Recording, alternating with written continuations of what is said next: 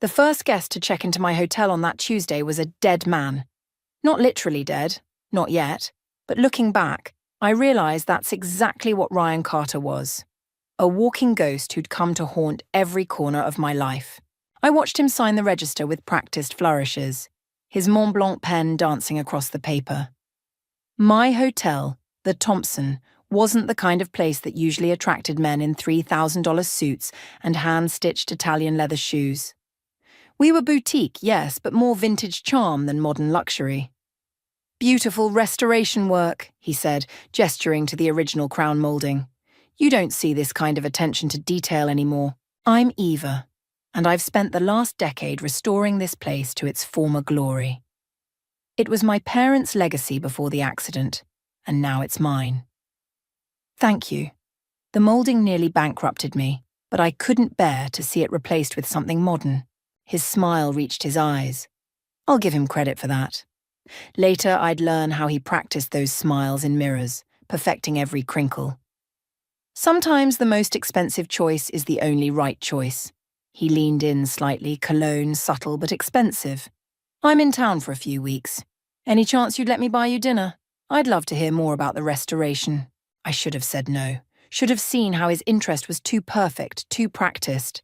But loneliness is a hell of a drug, and I'd been sober for far too long.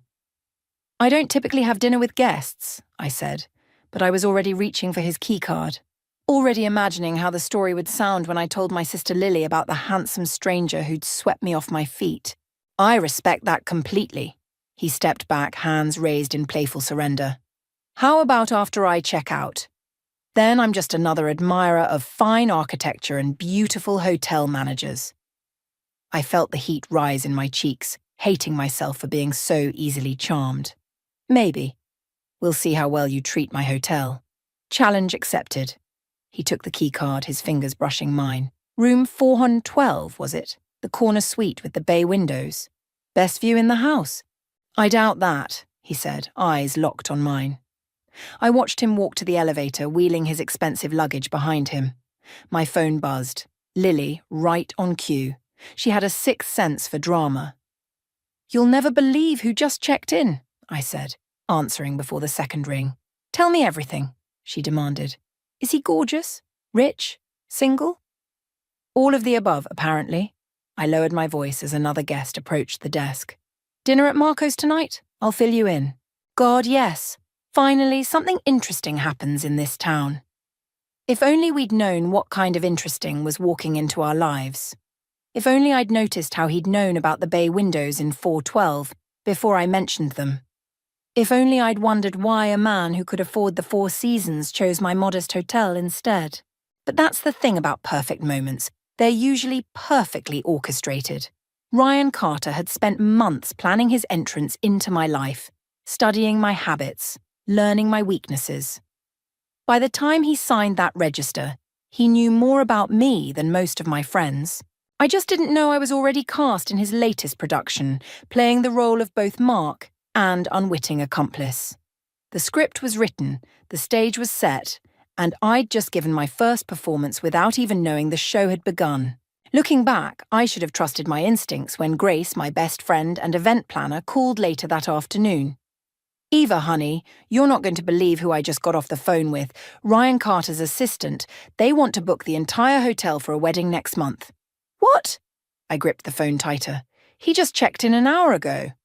"Exactly," Grace said, her voice tight with concern. "Don't you think that's a little strange?" Strange didn't begin to cover it, but by then the curtain was already rising on Act 1, and I was about to learn just how expensive the right choices could really be. Marco's was packed that night, but Lily was already at our usual corner booth, phone in hand, perfectly styled as always. The difference between us was stark, me still in my work clothes, her looking like she'd stepped out of an Instagram post. Sometimes I wondered if we really were sisters. "He's even better looking in person," Lily said, eyes fixed over my shoulder. I turned to see Ryan entering the restaurant and my stomach dropped. This wasn't coincidence. He'd known exactly where to find us. "Eva," he called out, making his way over. "What a pleasant surprise." Lily's face lit up like a Christmas tree. You must be the mysterious new guest. I'm Lily, Eva's sister.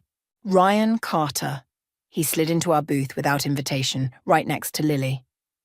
Eva didn't mention she had such a charming sister. I watched them interact, feeling like I was witnessing a car crash in slow motion. Lily laughed too loud at his jokes, touched his arm too often. Ryan matched her energy perfectly, but his eyes kept darting to me, gauging my reaction. "So, what brings you to our little town?" I asked, cutting through their flirtation. "Business opportunities. Your hotel, actually.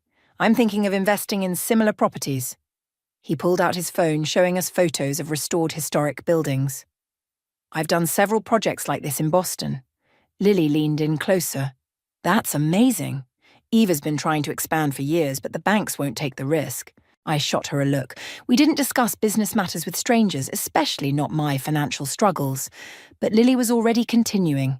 "You should see her proposal. She's got this whole vision for turning the old Morrison building into a sister hotel." "Lily?" My voice came out sharper than intended. "What?" He could help. God knows you need it after that last rejection. Ryan watched our exchange with careful interest. "I'd love to see the proposal, Eva. Maybe we could discuss it over dinner tomorrow." Before I could respond, my phone buzzed. Grace's text made my blood run cold. "Did background check. No record of Ryan Carter's company in Boston. Call me Asa P." "I should really keep business and pleasure separate," I said, trying to keep my voice steady. "Smart woman." Ryan smiled, but something shifted in his eyes.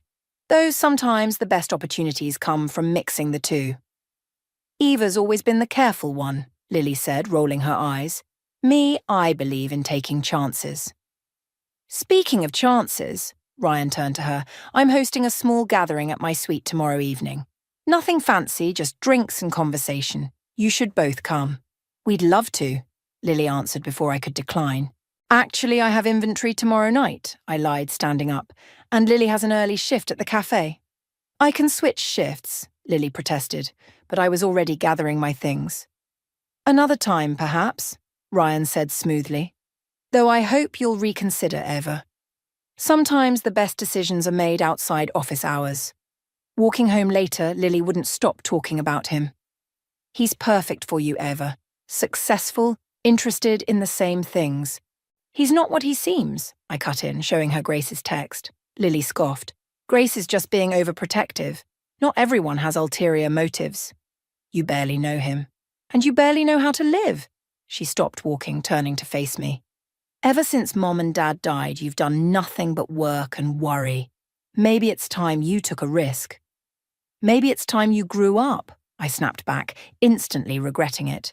Lily's face hardened. "I'm going to that gathering tomorrow night, with or without you." I watched her storm off, heels clicking against the pavement.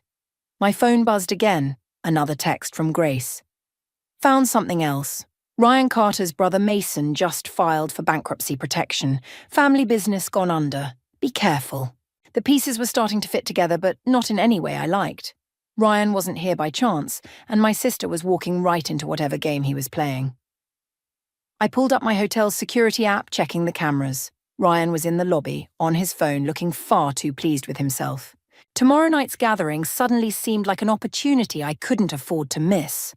Sometimes the best way to protect what's yours is to walk straight into the trap. As long as you're the one holding the trigger, the numbers didn't lie. I stared at my laptop screen, cross-referencing the hotel's transaction records with the documents Grace had sent over. Every night since Ryan checked in, there had been a surge of credit card activity. Not just in the rooms he'd booked, but throughout the hotel. Small charges spread across different cards, all just under the reporting threshold. My phone lit up with Lily's text. "Having breakfast with Ryan. He has amazing ideas for the Morrison building renovation." The Morrison building. My dream project, now being dangled like bait.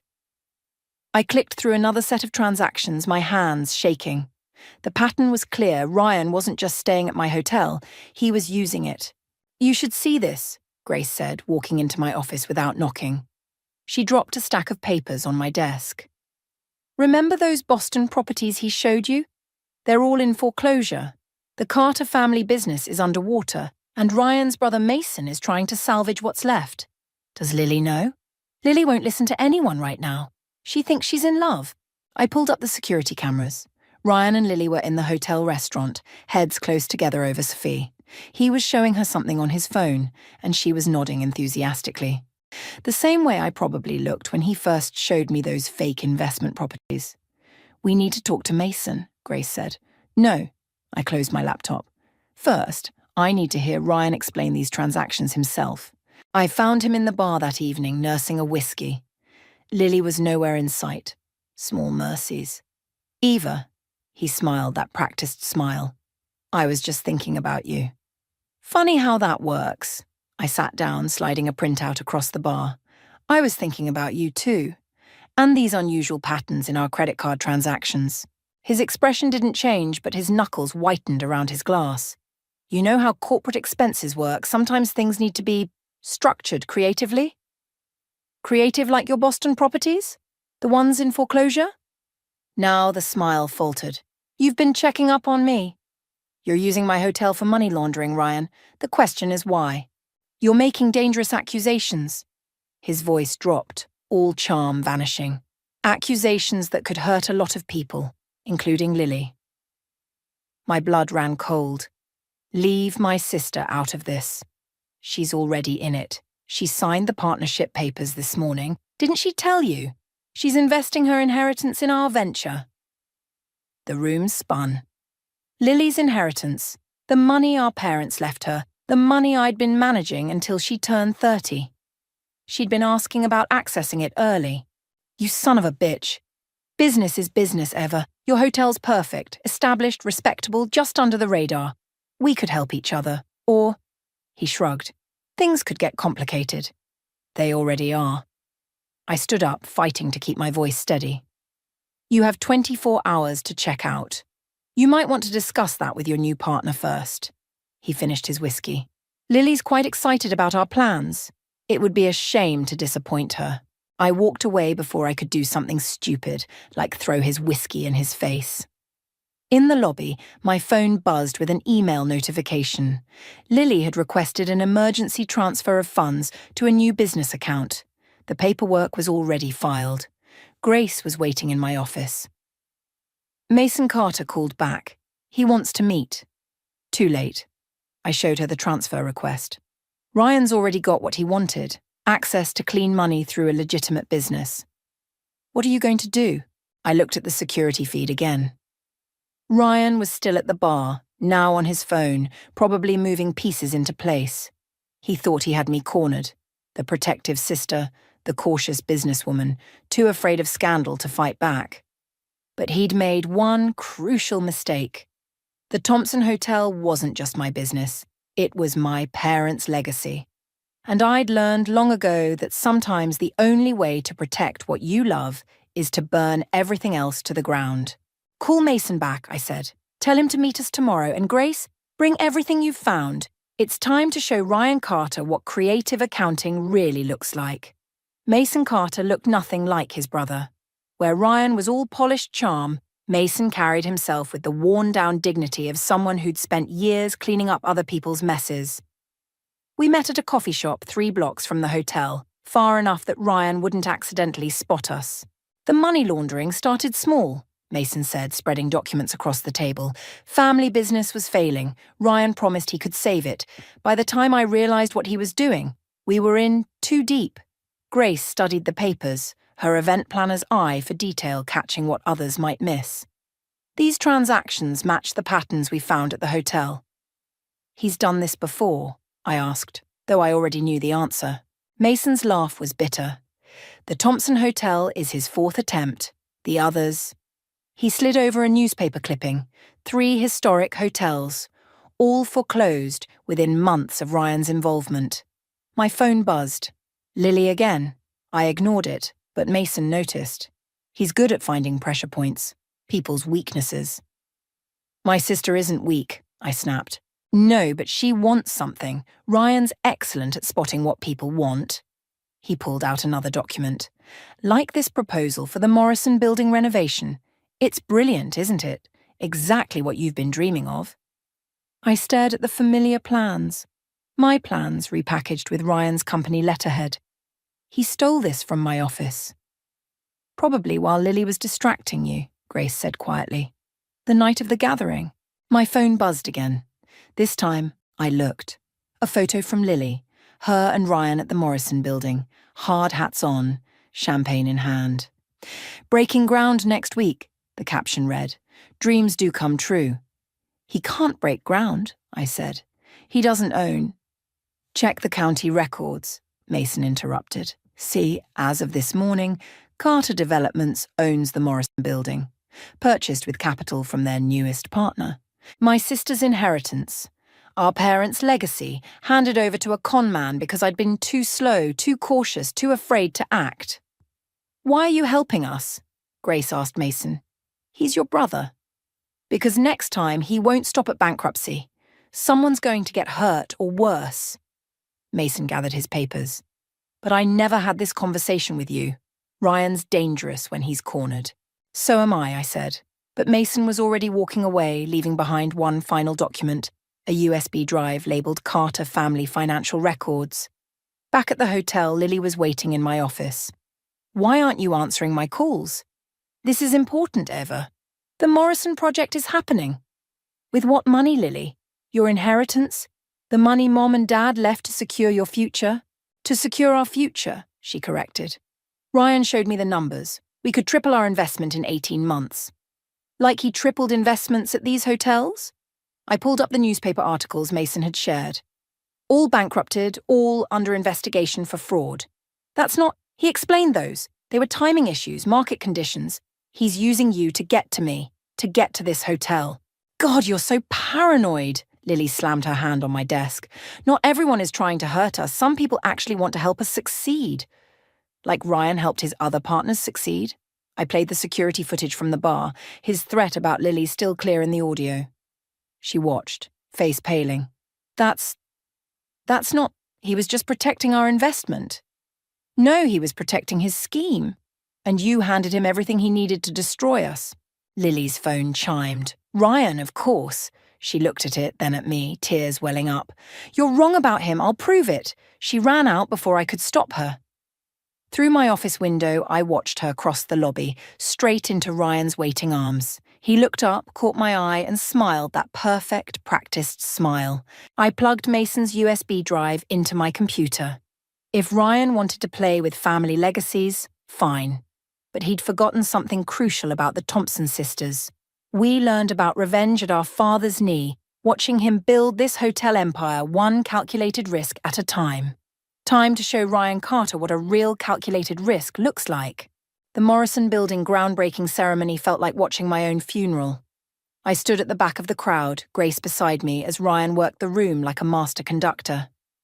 Lily sparkled at his side, playing the role of adoring partner perfectly. The Thompson-Carter vision represents more than just renovation, Ryan announced to the gathered investors. It's about family legacy, about trust, about building something lasting together. My fingers tightened around the USB drive in my pocket. Mason's data had revealed everything. The shell companies, the laundered money, the pattern of destruction left in Ryan's wake. But it also showed something worse. Lily's signature on documents she couldn't possibly understand, making her legally complicit in his schemes. You okay? Grace whispered. I nodded, watching Ryan guide Lily toward the ceremonial shovel. They looked perfect together, both glowing with anticipated triumph.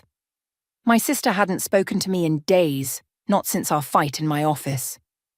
And now, Ryan continued, I'd like to invite Eva Thompson to join us. After all, this project wouldn't exist without her original vision. The crowd turned, expecting me to step forward. Ryan's smile was razor-sharp, daring me to make a scene. He knew I wouldn't risk exposing him here, not with Lily's future on the line. I walked to the podium, accepted the second shovel he offered. Thank you, Ryan. You're right. Family legacy is everything. His eyes narrowed slightly at my tone. I turned to the crowd, gripping the shovel like a weapon. Which is why I'm pleased to announce that the Thompson Hotel will be partnering exclusively with Carter Development's parent company for all future projects. Ryan's practiced smile flickered. Behind him, I saw Grace slip away from the crowd. Right on cue. In fact, I continued, I've already submitted the paperwork to the board. They were particularly interested in the company's financial records. The blood drained from Ryan's face. He knew exactly which records I meant, the ones Mason had provided, the ones Grace was delivering to the board right now. Eva, Lily stepped forward, confusion clouding her features. What are you doing? Protecting our legacy. I turned back to the crowd. If you'll excuse me, I have an urgent meeting with the hotel board. I'm sure Ryan can handle the rest of the ceremony. I walked away, counting steps. 3, 4, 5. Eva, Ryan's voice carried across the lot. A word? We met halfway between the crowd and the street, his charm replaced by barely contained fury. Whatever you think you're doing, I'm doing exactly what you taught me, Ryan. Making calculated risks. You have no idea what you're risking, he hissed. That USB drive, Mason had no right. Mason's not the only one who kept records. I pulled out my phone, showed him the screen. Remember that night in the bar when you threatened my sister? Hotel security cameras catch everything. His mask slipped completely then, showing the desperate man beneath. You'll destroy her too. Those documents she signed are void as of an hour ago. The board's lawyers found some interesting irregularities in the filing dates. Lily appeared beside us, her face pale. What documents? Ryan, what is she talking about? Nothing, sweetheart. Just business details. Show her, I cut in. Show her the real contracts she signed. The ones that would have made her liable when everything fell apart. Ryan reached for Lily's arm, but she stepped back. For the first time, I saw doubt in my sister's eyes. The groundbreaking, Ryan said quickly. We need to finish. Is cancelled, Grace called out, walking back from the hotel. The board sends their regrets, and the police send their regards. The crowd was dispersing now, investors muttering among themselves. Ryan's perfect ceremony was unravelling thread by thread. You're bluffing, he said, but his eyes darted toward his car. Am I? I stepped closer. Run if you want, but remember, I learned about revenge from the best. You. He backed away, mask completely shattered. Lily stood between us, tears streaming down her face as she finally saw the truth. The sirens started in the distance, growing closer. Ryan turned and ran, leaving everything behind. The ceremony, the schemes, my sister. I reached for Lily's hand. She flinched but didn't pull away.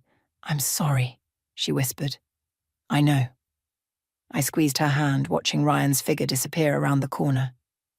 Let's go home. The real work, healing our family, rebuilding trust, was just beginning. But at least now we could face it together, without any more perfect lies standing between us. 3 days after Ryan disappeared, I found Lily unconscious in her apartment, an empty bottle of sleeping pills beside her. The note simply read, I'm sorry I ruined everything. Now I sit in the hospital waiting room, my hands shaking as I scroll through the messages flooding my phone. The hotel board wants an emergency meeting. The police need another statement. Grace keeps sending updates about the media circus gathering outside the Thompson. Miss Thompson, a detective appears, notebook in hand. We need to discuss the documents your sister signed. She didn't know, I say automatically, the same words I've repeated for days. Ryan manipulated her. The evidence suggests otherwise. He slides over a photo, Lily and Ryan at a bank, both smiling as they signed papers. These transfers were made weeks before the Morrison project. My chest tightens. That's impossible, the timeline. Shows your sister was an active participant in Mr. Carter's financial schemes, unless you have evidence proving otherwise. I think of Mason's USB drive now in police custody. The records that saved me might damn Lily. My revenge against Ryan could cost my sister everything. Grace appears, face drawn. Eva, the board's here. They're talking about forcing a sale. They can't. They can if they prove the hotel was used for money laundering, with or without your knowledge.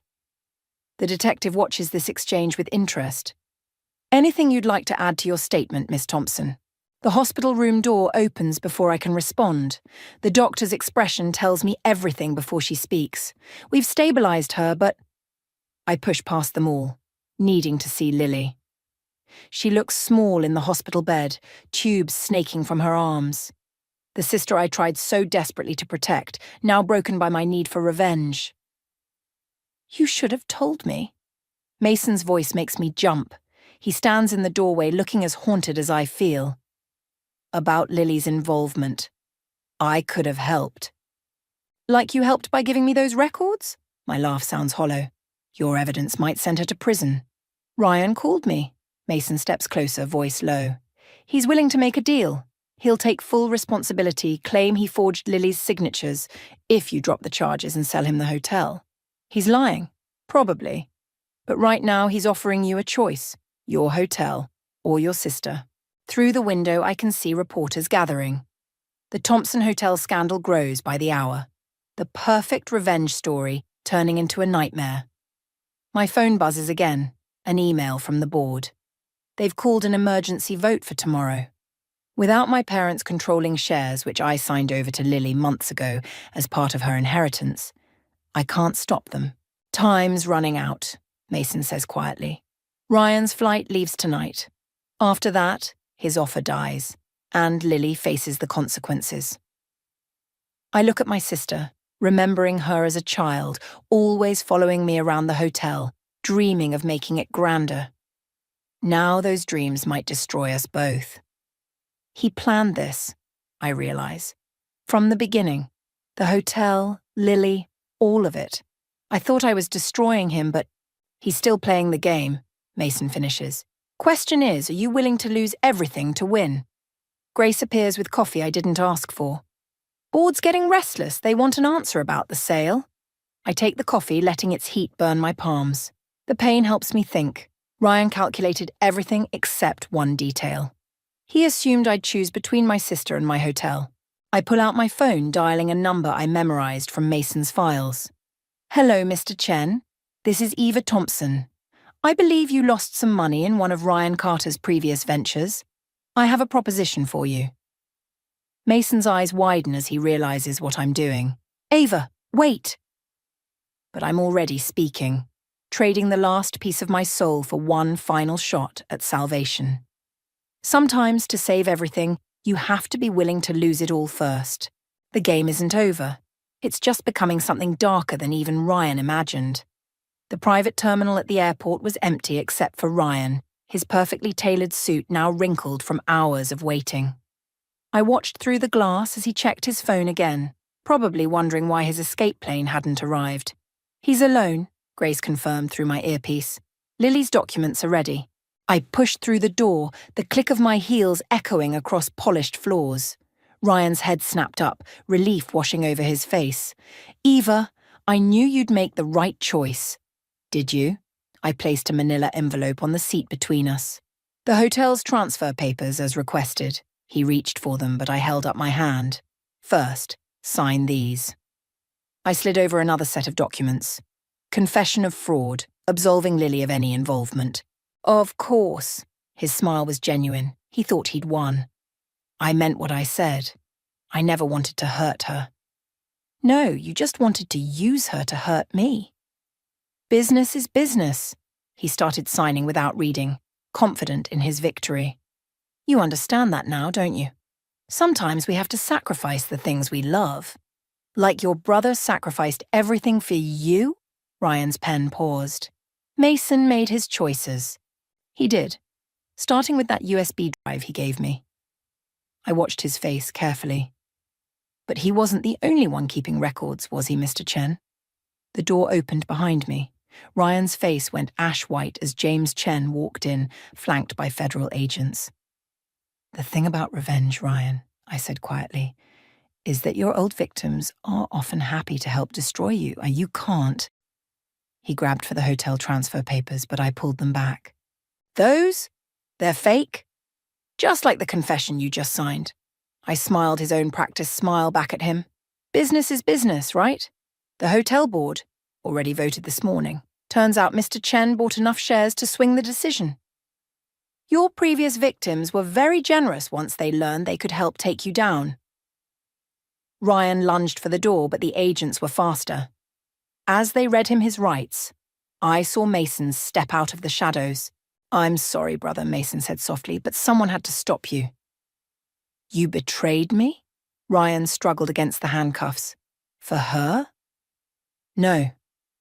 Mason met my eyes. For all of us you destroyed along the way. I walked over to Ryan close enough to see the desperation in his eyes. You were right about one thing. Sometimes we have to sacrifice the things we love. I pulled out my phone, showed him the live feed from the Thompson Hotel. Like your reputation. On the screen, reporters swarmed as federal agents carried boxes of evidence through the lobby. Years of Ryan's careful schemes exposed for the world to see. You'll lose everything, he spat. Once people know the hotel was involved, they'll know it helped bring down a criminal enterprise. I pocketed my phone. The Thompson Hotel becomes the hero of the story. Lily becomes the innocent victim who helped expose the truth. And you become exactly what you always were, a con man who finally got caught. Eva. His voice cracked, that perfect facade finally shattering completely. Please, I'll give you anything. You already did. You taught me how to destroy someone completely. I turned away, nodding to the agents. Goodbye, Ryan. As they led him away, I heard him shouting promises and threats, but they meant nothing now. Grace appeared at my side, squeezing my hand. Lily's awake, she said. She's asking for you. Tell her I'm coming, with good news. Mason stopped me before I could leave. Was it worth it? Becoming like him to destroy him? I thought about Lily in that hospital bed, about our parents' legacy, about all the people Ryan had ruined. I didn't become like him. I became what I needed to be to protect what matters. Through the terminal windows, I watched Ryan being loaded into a federal vehicle. He looked small now, ordinary, all his power stripped away with his illusions. Sometimes revenge isn't about destroying someone. Sometimes it's about revealing who they truly are, and who you can become in the process. The Morrison Building's renovations started on a Tuesday, just like the day Ryan first walked into my hotel. This time, though, I stood alone at the groundbreaking, watching the sunrise paint the old brick walls gold. You're here early. Grace appeared beside me, coffee in hand. The ceremony's not for hours. Just wanted to see it one last time before everything changes. The construction crew arrived, their equipment rumbling to life. Each crash of demolition inside felt like justice, tearing down the last traces of Ryan's schemes to build something real in their place. My phone buzzed, a news alert about Ryan's sentencing. I deleted it without reading. Some endings matter less than new beginnings. Lily's waiting in the lobby, Grace said quietly. She wants to help with the project. I turned away from the construction site, walking toward the hotel. Through the windows, I could see Lily at the front desk, reviewing blueprints with Mason. She looked stronger now, more like herself, though shadows still lingered under her eyes. The feng shui consultant says this layout is all wrong, Lily said as I approached. We should move the main entrance. Since when do we care about feng shui? Since I started researching Asian hotel designs. She pushed forward a folder of ideas. If we're partnering with Mr. Chen's hotel group, we should incorporate elements that appeal to international guests. I studied the plans, seeing echoes of our parents' original vision mixed with something new, something ours. Mason gathered his papers. I should go. Ryan's sentencing. Stay, I said. We could use a good lawyer for the permits. He hesitated, surprise flickering across his face. Even after everything? Especially after everything. I met his eyes. Some people deserve second chances. The hotel lobby filled with morning light as guests began trickling down for breakfast. I watched them move through the space, unaware they were standing in what had almost been a crime scene. Now it was just a hotel again. Or maybe it always had been, and Ryan had been the only illusion. Eva, Lily touched my arm. About the inheritance. I want to invest it properly this time. In us. In this. She gestured to the blueprints. If you'll trust me again. Trust isn't the problem. I picked up the feng shui plans. But maybe we start smaller. One renovation at a time. Grace appeared with more coffee and a stack of newspapers. They're calling us the hotel that caught a criminal. Great for business, terrible for headlines. Speaking of business, Mason pulled out one final document. Ryan's assets are being liquidated. His share of the Morrison project is available for purchase. I looked at Lily, seeing the same thought cross her mind. How much? Less than you'd think. No one wants to touch anything with his name on it. Except us, Lily said firmly. We'll take it. Outside, another crash echoed from the construction site. Through the dust, I could see the Morrison building's original stonework emerging, beautiful despite decades of neglect. You know what Mom used to say about old buildings? I asked Lily. That they're like people. Sometimes you have to strip away everything false to find what's real underneath. She smiled, really smiled for the first time in weeks. And then you rebuild. I spread the blueprints across the front desk, our family gathering around them, Grace with her practical suggestions, Mason with his legal notes, Lily with her international designs.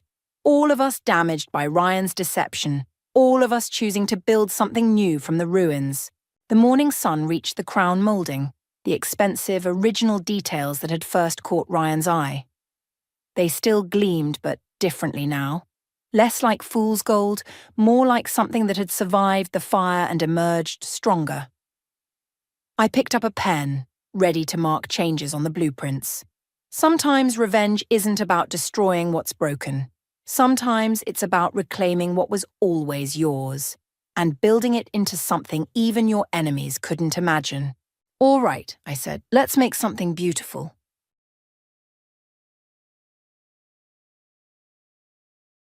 My name is Ella, and at 17, I'm the sole child of my parents, who have always shown me nothing but love and affection. Growing up, I believed I was the luckiest child alive, but that perception was challenged during one particular incident in the 8th grade. One afternoon, as I left school, a strikingly vibrant woman was waiting by the gate. She caught my attention with a loud call, "You must be Ella, right?" I froze, unable to respond immediately. Back in my first year of elementary school, a teacher had drilled into us 3 key phrases meant to keep us safe. Don't go, don't ride, shout, run away, and inform. These words were my first lesson in self-protection, etched into my memory. Oh, did I scare you? It's all right, I'm a friend of your dad, Ella, the woman said cheerfully. Her appearance was flamboyant, with bouffant blonde hair and oversized sunglasses, and she wore a broad grin. Despite her reassurances, I was skeptical. I had seen enough TV dramas to know that those who insist they are harmless often aren't. I know it's you, Ella, because look, she rummaged through her gaudily decorated bag and pulled out a smartphone, its case as flashy as her purse. Her long, ornate nails seemed impractical for daily tasks. She turned the phone towards me, showing a photo of me with my parents at my first communion, the same photo I used as wallpaper on my own phone. How did she have it? Surprised and uneasy, I listened as she continued. Wondering why I have this? It's not strange at all. Your dad gave it to me. She laughed heartily before introducing herself as John, and then left abruptly with a peculiar message for me to relay to my mom about, giving her dad quickly. At home, I saw my mom's welcoming face and decided to keep silent. On the surface, life continued as usual. My dad remained the kind, family-oriented man he always was, still chasing his dream of becoming a fashion designer. Yet a heavy, cold lump settled in my heart, a silent witness to the unresolved tension. I transitioned from elementary to middle school, my parents acting as if nothing had happened, even posing for photos with me at school events. To outsiders, we were a perfectly normal family.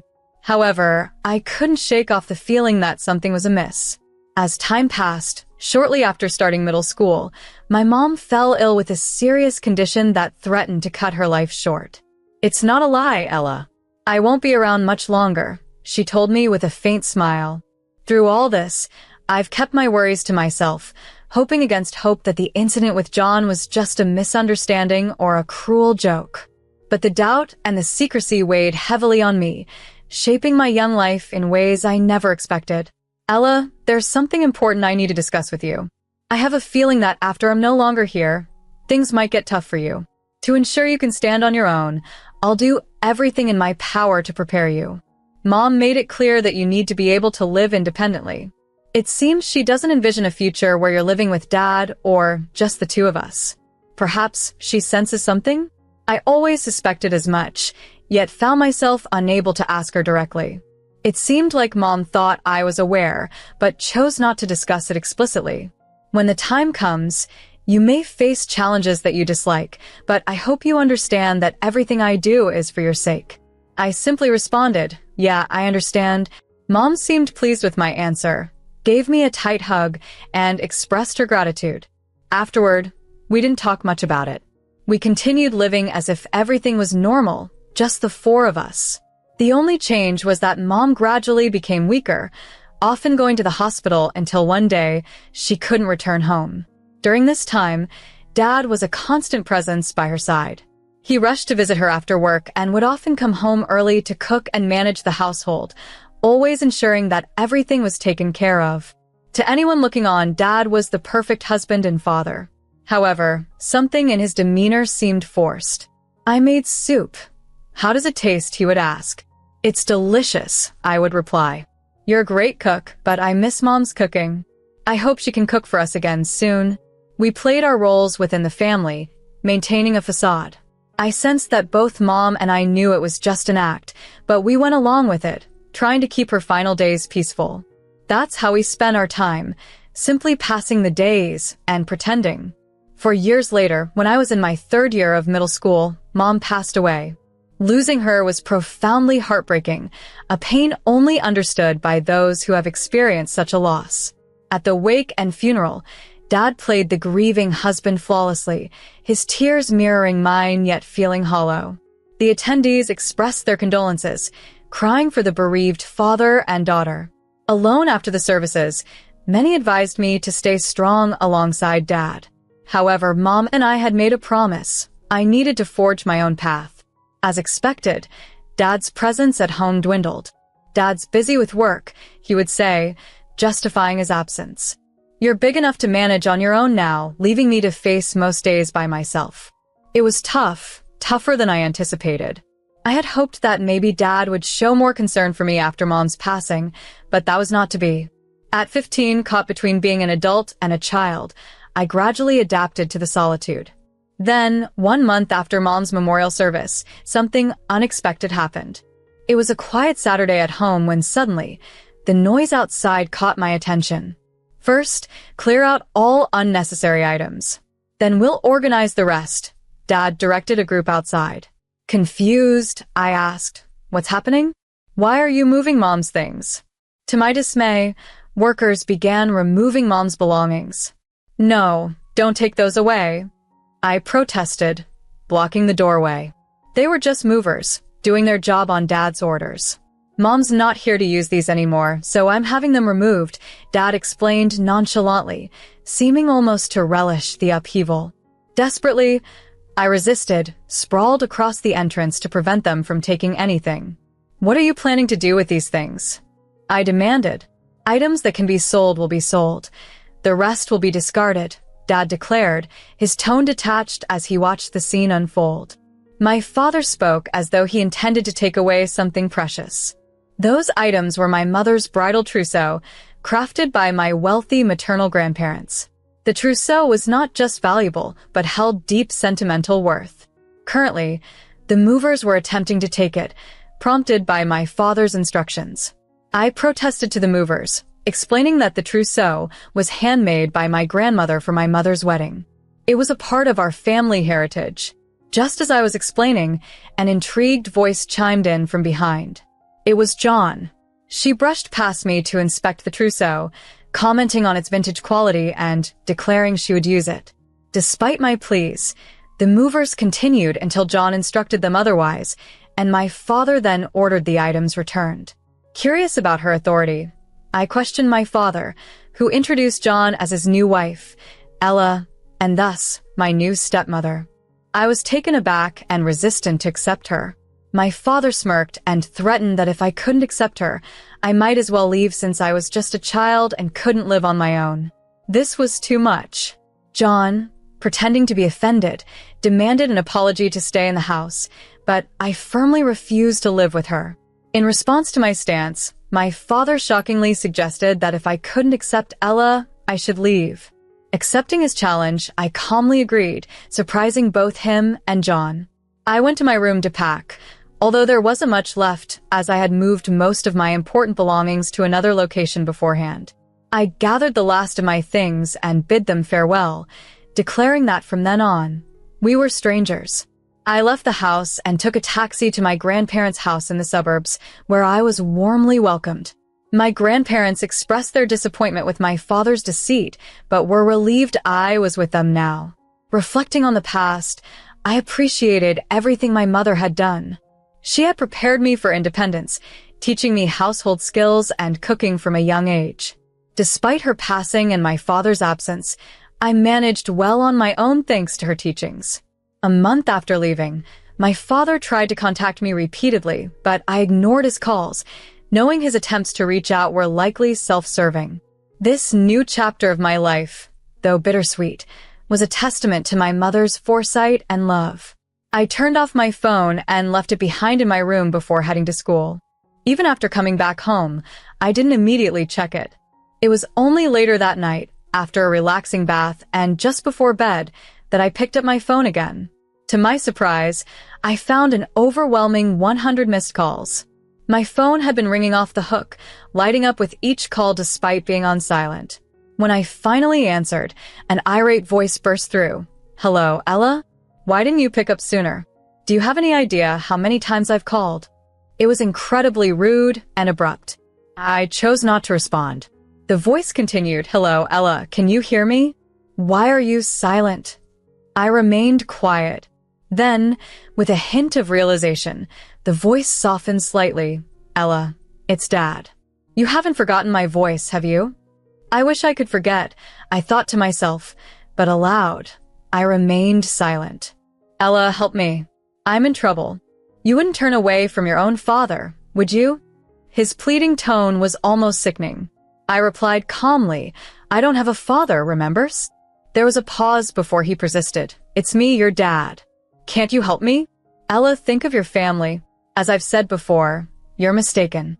Please double-check the number you're dialing." I retorted before hanging up and turning off my phone, deciding that I wouldn't let the man who used to be my father disturb my peace again. The very next day, after I'd stopped responding, my father and his partner John appeared uninvited at my grandparents' home. They were demanding and aggressive. "Let us see Ella. You must have poisoned her against us. Send her home immediately," they insisted. But my mother, before her passing, had transferred the ownership of her properties, including our family home, to me, a home originally gifted to her by my grandparents upon her marriage. Aware of her terminal illness, she acted swiftly and legally, paying all necessary taxes, but not informing my father. Believing he still had rights over the property, my father was in a state of panic. I consulted with my guardian, who is also my lawyer, and we issued an eviction notice. The notice clearly stated that he had 1 month to vacate the premises or face legal action. It also mentioned that all household belongings, which I had documented, belonged to me, and any damages would be met with claims for compensation. About 10 days later, my father responded with a will purportedly from my mother, claiming all her assets were left to him. However, this was an outdated will, written shortly after her diagnosis.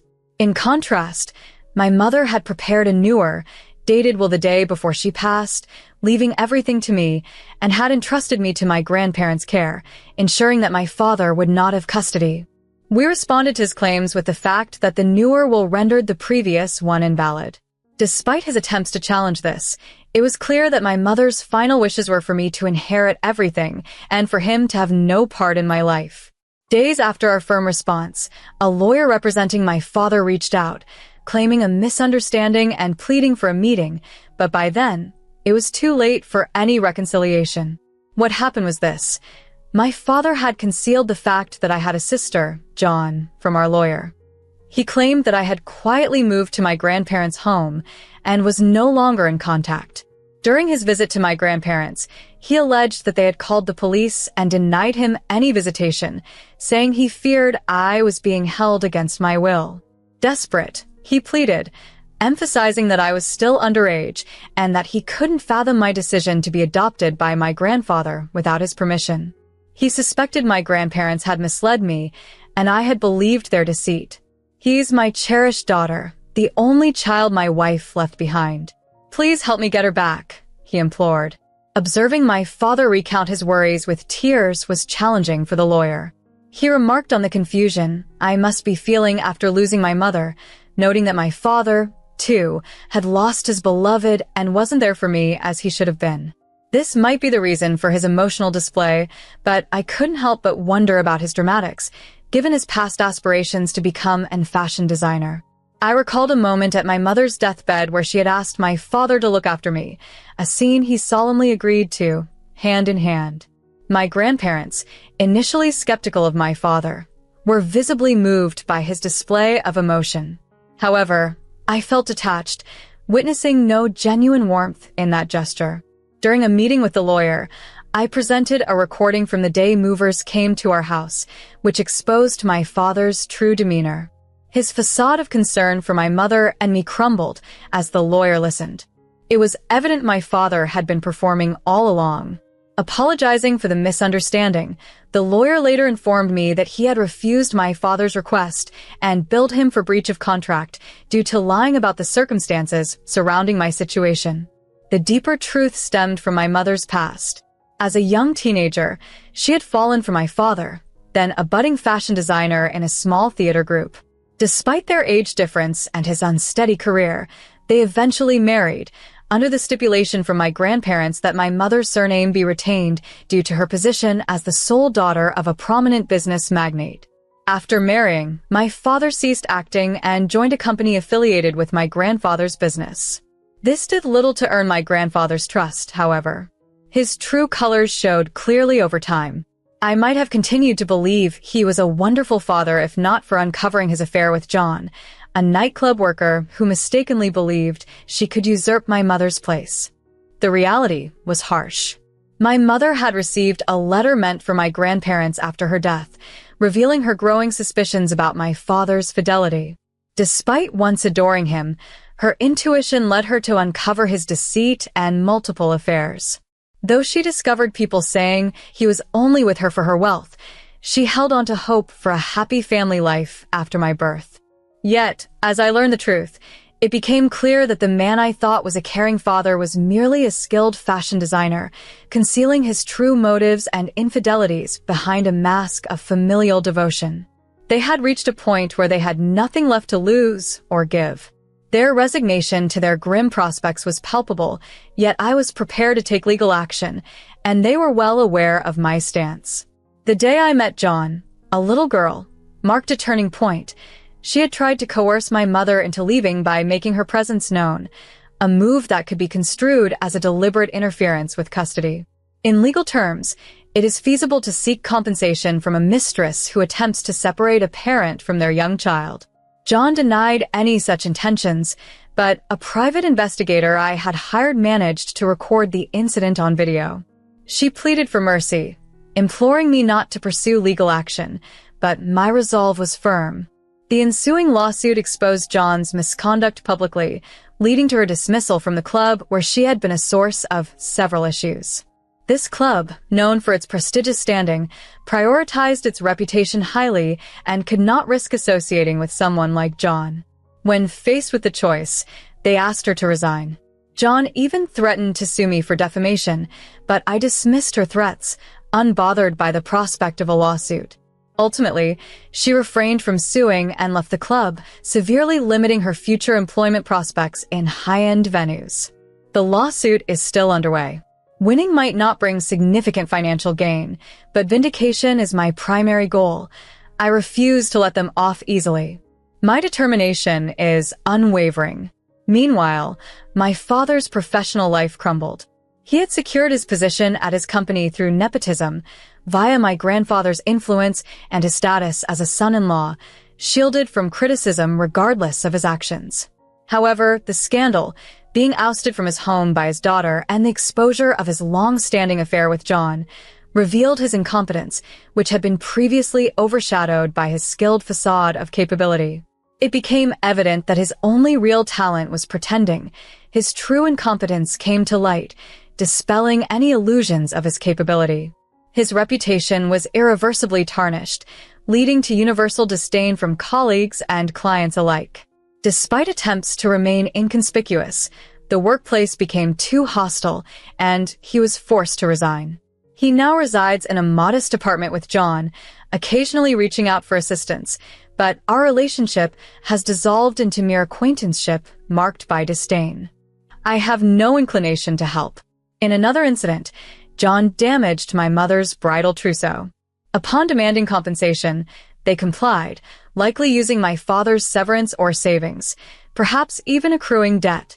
However, their financial situation is of no concern to me. I have severed ties, making it clear that their choices are theirs alone. I am now legally adopted by my grandfather, which hasn't changed much apart from our legal relationship. As I prepare to study abroad during high school, I reflect on my mother's foresight in ensuring I wouldn't face language barriers, equipping me to be resilient wherever life takes me. I am poised to embrace a future that meets and exceeds my mother's hopes, eager to absorb diverse experiences abroad and meet someone who truly loves me. This, in a way, has been the lesson my mother's own story has taught me. As I say this, the mother in the photograph seems to smile sheepishly.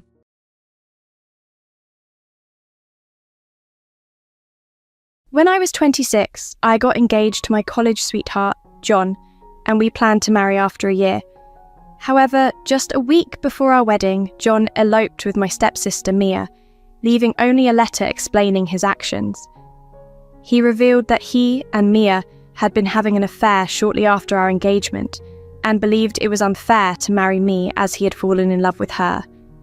Devastated, I was left to deal with the aftermath, while John's parents, embarrassed by their son's actions, covered the full costs of our planned wedding. My family, particularly my stepfather, who raised me since I was very young, was furious. My stepfather, who is the only father figure I've known, even considered hiring a detective to locate John and Mia to demand explanations. Mia, who had always been unkind to me since our parents met when we were in school, continued her pattern of causing me distress. Our home life was a constant battle with her behaviour, which escalated to bullying throughout our school years.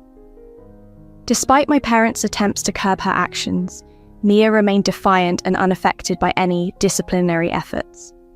Her behaviour worsened into adolescence, marked by troublesome actions like smoking, drinking, and eventually legal troubles that led to her being sent to a rehabilitation centre for troubled teens.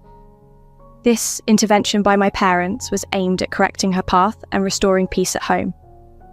Now, years later, after not hearing from them since they left, John and Mia have suddenly reappeared, facing financial difficulties and seeking employment at the family 60 shoe factory, a position once intended for Mia.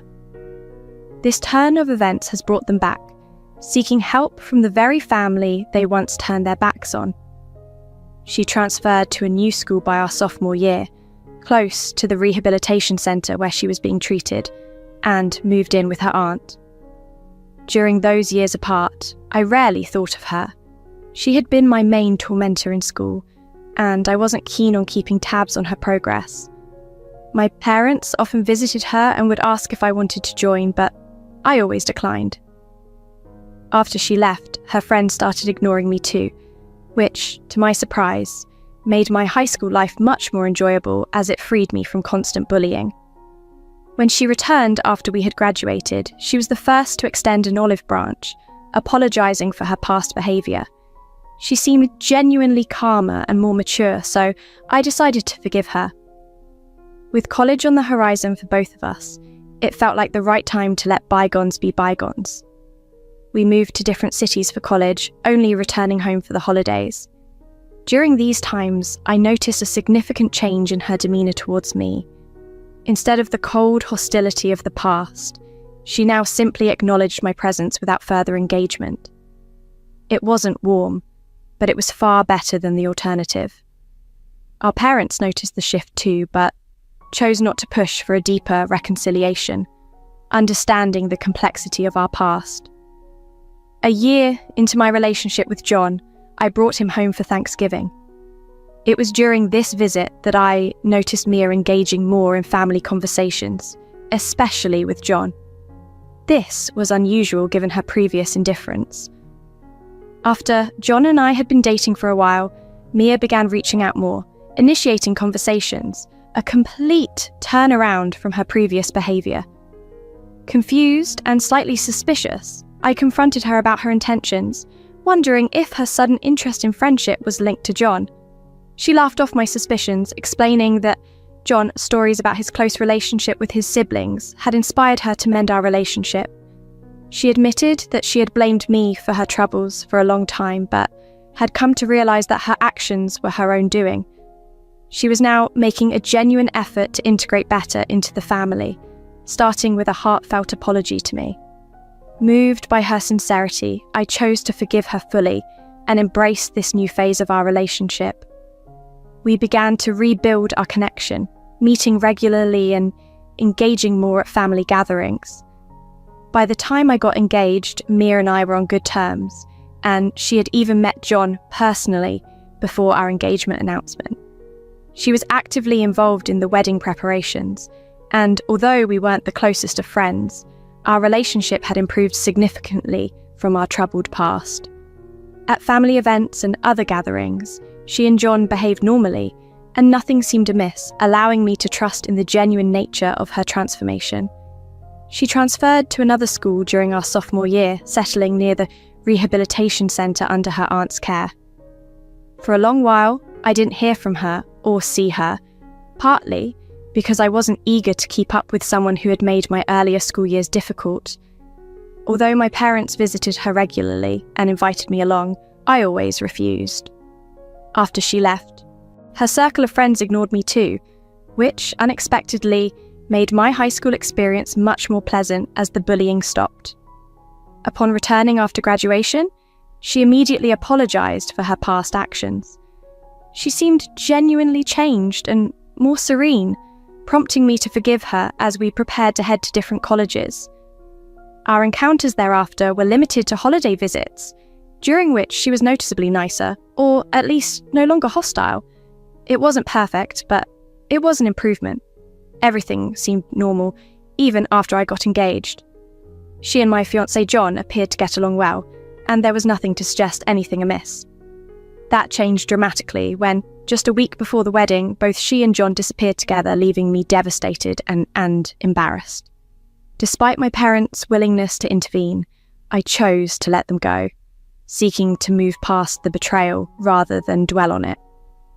In the weeks that followed, I focused on work and sleep, avoiding the pain of the betrayal. However, the situation escalated when Mia sent a postcard from California, not only rubbing her happiness with John in my face, but also making it clear she wasn't sorry. It dawned on me then that she had never truly forgiven me for the past, and had been using our renewed friendship to get closer to John. Following this realization, I sought therapy to cope with the betrayal and address my emerging trust issues. Mia's continued postcards flaunting her life with John only ceased when I consistently ignored them. Our parents, disgusted by her actions, severed all ties with her, forfeiting her potential inheritance of her father's 60 shoe factory. Despite my academic background in history, my father offered me the chance to learn the 60 shoe factory ropes and take over from Mia. I embraced the challenge, and after several years of hard work, I was promoted as he retired.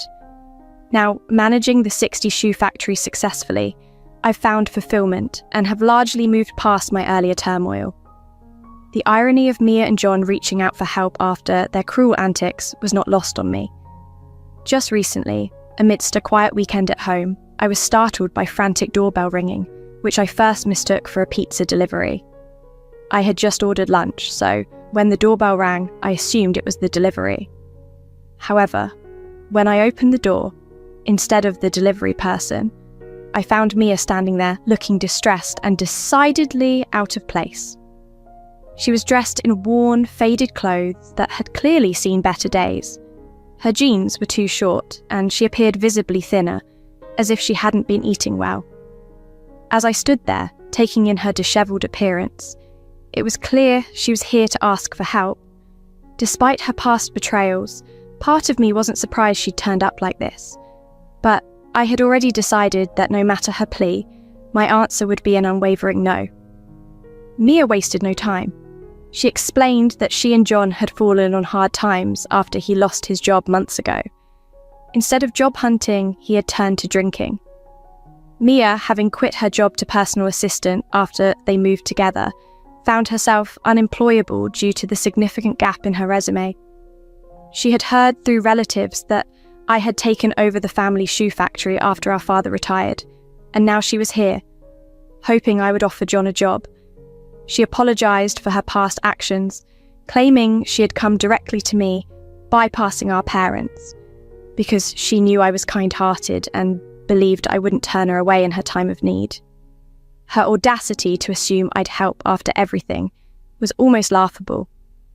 I couldn't help but laugh in disbelief at her entitlement and told her bluntly that I don't employ cheaters. Then I shut the door in her face, half prepared to call the police if she lingered on my property. Thankfully, she left without further incident. After she left, the first thing I did was call our parents to inform them about her visit. They mentioned hearing rumours that Mia was back in town, albeit without John. Our small town's tight-knit community meant news travelled fast, and it didn't take long to confirm she'd been staying with a high school friend who likely informed her about my new role in the family 60 shoe factory. Days after her visit to me, Mia decided to approach our parents, possibly to garner sympathy or support by portraying me as heartless. However, she miscalculated. My father firmly stated that the 60 shoe factory was now under my jurisdiction, and I had full autonomy to make decisions. My mother reminded Mia of her deceitful past, emphasising that she had forfeited any right to our help, especially after sending those taunting postcards. Mia attempted to defend herself, claiming she was a changed person, but our parents were unmoved. They asked her to leave, no longer willing to associate with her. She reacted poorly, throwing a tantrum and accusing them of always favouring me, labelling me the golden child. This only solidified their stance, and they reiterated that she was no longer welcome, closing the door on any potential reconciliation. She confided in my father, expressing her hurt over how, despite being his daughter, she felt neglected and overshadowed by me. She argued that I seemed to be his only concern, and that she was deemed worthless to him. In response, my father mentioned that he had been more lenient with her than most parents would ever be, but she dismissed this, insisting it didn't change her situation. She felt robbed of opportunities, like running the family 60 shoe factory, a position she believed was rightfully hers, but I had ostensibly flaunted. She also brought up John's choice to be with her over me, questioning why she was the one suffering consequences for his affections. Her sent postcards, she claimed, were sincere attempts at apologising, not schemes to upset me. This revelation has lingered in my mind, especially since there's truth to her supposed inheritance of the 60 shoe factory, which she lost due to her own missteps, not because of any manipulation on my part. I never urged my father to exclude her and hand everything to me. It was his decision alone. Yet, it seems unjust that she blames me, branding me as the favoured child, which isn't true. However, I understand her perspective, especially if she believes her exile was a result of my complaints about her behaviour. It's a significant action for a parent to take, and while it wasn't easy on my father, it wasn't his fault or mine. If he hadn't intervened, Mia's path might have been far darker. As for the postcards, I doubt they were genuine apologies. They seem more like a cover-up. Despite everything, I do feel sympathy for her, particularly given her husband's failures, which she now has to rectify. Coming to me for help must have been hard for her, and part of me regrets my harshness. Now that I have everything and she has little, I pity her, which is just part of my nature. Time has passed and I no longer want to hold a grudge, but I also don't see a way to assist her financially or by offering jobs. The most I can extend is my sympathy, even after all the turmoil she caused. Most wouldn't even feel that. The realisation that the 60 shoe factory should have been hers makes me question my role, wondering if this success is a form of revenge. These feelings, combined with doubts like imposter syndrome, leave me conflicted. Refusing to employ my ex-fiancé, who ran off with my stepsister, is tough now that they're in need, and the advice I receive is divided, leaving me more confused. I've turned to my parents, who always guide me through troubles. They reminded me that we've done all we could for Mia. If she's not ready to change, there's little more we can do. My father had every intention of passing on the 60 shoe factory to her if she had behaved and been a supportive family member. Her actions, however, have excluded her from these plans and from the family dynamic. As my father and I agree, it's unreasonable to expect any different under these circumstances.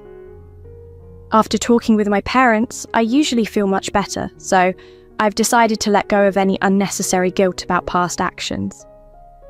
It's been a week since Mia showed up unannounced at my house, and we hadn't heard from her after she visited my parents, until today. She unexpectedly arrived at my workplace, causing quite a scene. She knows the layout well from her childhood, so she bypassed security and positioned herself in front of my office, loudly accusing me of stealing the family shoe factory by playing the obedient daughter and, allegedly, framing her for childhood bullying to solidify my status as the favoured child. She claimed the shoe factory should have been hers and accused me of keeping her out because I was jealous of her relationship with John. She said I couldn't handle not being the centre of attention and turned our parents against her. When I heard the commotion, I went to see what was happening and called security. I tried to calm the situation, but she continued her tirade until security escorted her out. I called my dad to discuss whether to involve the police, and he, furious, advised me to proceed. The police found her near the building, and she was charged with trespassing and disturbing the peace. Minor offences, but still damaging to her record. I told my dad about the charges, and while I expected him to be upset, he was only exasperated, expressing his weariness with her antics. It's tough on him, dealing with the constant blame for Mia's choices, which are often self-inflicted. 5 days have passed since the incident, and it seems Mia has returned to California. We thought she might retaliate following her arrest, but my dad discovered through some inquiries that she was seen at the airport. It's a relief to think she might stay away for a while. I'm not optimistic about her sorting things out with John or finding support elsewhere. I hope for their sake they find employment and become self-sufficient, because if they don't, they might return and cause more trouble. For now, I am just relieved to have a break from the drama.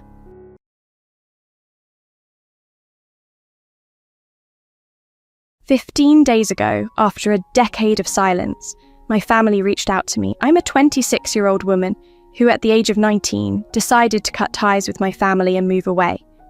The reason was the stark difference in how they treated me compared to my twin sister, Ella, who is 16 minutes older than me. For as long as I can remember, my family has always favoured Ella, treating her as the golden child while I was often overlooked. Growing up, I excelled in academics, sports, and even in areas where Ella claimed expertise, like art. I wasn't trying to outshine her out of spite. I was desperately seeking the love and affection that my parents so freely gave to her. However, my achievements seemed to have the opposite effect. Instead of earning their praise, it felt like my successes made them resent me more, as if they thought I was intentionally trying to overshadow Ella. My parents supported Ella in every endeavour. They enrolled her in any class she wanted, bought her whatever she asked for, and were always there for her. In contrast, whenever I requested something, I was told not to act entitled or spoiled. When it came time for college, Ella decided to take a gap year, which eventually stretched into 3 years. She never ended up attending college. I, on the other hand, was accepted into a reputable marketing school due to my good grades. I needed financial assistance for tuition, but my parents refused to help, insisting I take out student loans because they didn't feel obligated to support me after I turned 18. Realising that I would never receive the same love as Ella, I emotionally distanced myself from my family during college. I rarely visited home and kept communication to a minimum. As graduation approached, I invited my parents to the ceremony, reaching out multiple times through calls and emails, but received no response. It wasn't until after the ceremony that relatives informed me why they hadn't come. My graduation was on the same day as Ella's first day at a local community college art class. Apparently, her first day, at age 19, was more important than my college graduation. This was particularly hurtful since the community college was only half an hour from our house, and she was merely attending an art class, not enrolling in a full-time program. That was the breaking point for me. It became clear that my existence didn't matter to them, and maintaining the illusion of a family was more painful than accepting the reality. I decided to cut all ties. I blocked my parents and Ella on all platforms and moved on with my life. Now, 10 years later, they contacted me out of the blue. My father was dying, and his last wish was for me to support my now jobless sister. Despite everything, they reached out not to reconcile or acknowledge the pain they caused, but to ask me to take care of Ella. It felt like a final confirmation that, to them, my role was always to serve their favoured daughter. This request reopened old wounds. After years of building a life independent of them, their sudden intrusion stirred a mix of emotions: anger, sadness, and a sense of betrayal all over again. I had hoped that time would heal the scars of my childhood, but their message reminded me that some wounds run deep. I find myself at a crossroads. Part of me wants to ignore their request and continue living my life without them. Another part wonders if helping Ella might bring me some closure. However, I can't shake the feeling that, once again, I am being asked to sacrifice my well-being for her benefit. It's a painful reminder that in their eyes, my value has always been measured by what I can do for Ella. As I navigate this complex situation, I'm trying to prioritise my own mental and emotional health. I've come to accept that I may never have the family I've always wanted, and that's okay. What's important now is making choices that are right for me, without the shadow of past neglect influencing my decisions. Despite all the evidence showing that I excelled in many areas, my sister Ella always tried to put me down. I believe she knew I was better than her in many respects, which made her insecure. She often acted arrogantly and smugly, and because of that, we never got along. I don't regret blocking her and cutting ties with my family. It was the best decision for my well-being. After distancing myself from them, I faced financial challenges. Without any support from my parents, I had to worry about paying off my student loans on my own. I took the first job opportunity that came my way and threw myself into work. I was determined to prove that I was capable and didn't need my parents to survive. It was tough in the beginning, but I was fortunate to have amazing friends from school and college who stood by me and offered support whenever I needed it. Over time, things improved significantly. I found myself in a good place both financially and mentally. For the past 2 years, I've been working at a company that produces manufacturing associate. Although I'm not vegan myself, I've become deeply interested in the vegan lifestyle and have studied it extensively. I see it as a booming market with a lot of potential. So for the past few months, I've been considering starting my own business in this field. I've discussed my ideas with a few people who are interested in joining me on this venture. The plan was to develop a solid business model, and once everything was in place and we had secured some investors, I would quit my job to focus on the new business full-time. I was excited about this new chapter and eager to see where it would take me. However, last week I received unexpected news from my family. My father was on his deathbed, and they wanted me to come see him. It had been 7 years since I'd spoken to any of them, so I was surprised they reached out. When I learned that my father had been battling cancer for the past 2 years, I didn't hesitate. I dropped everything and went back home. By the time I arrived, it was clear that it was too late. My father was in a grave condition with no hope of recovery. Perhaps in a last attempt to make amends, or maybe just to talk about Ella, they had invited me to visit him too last time. Seeing my father like that in the hospital was overwhelming. I almost broke down. My mother hugged me, and for a moment, all the pain and resentment from the past faded away. I was just a daughter worried about her father.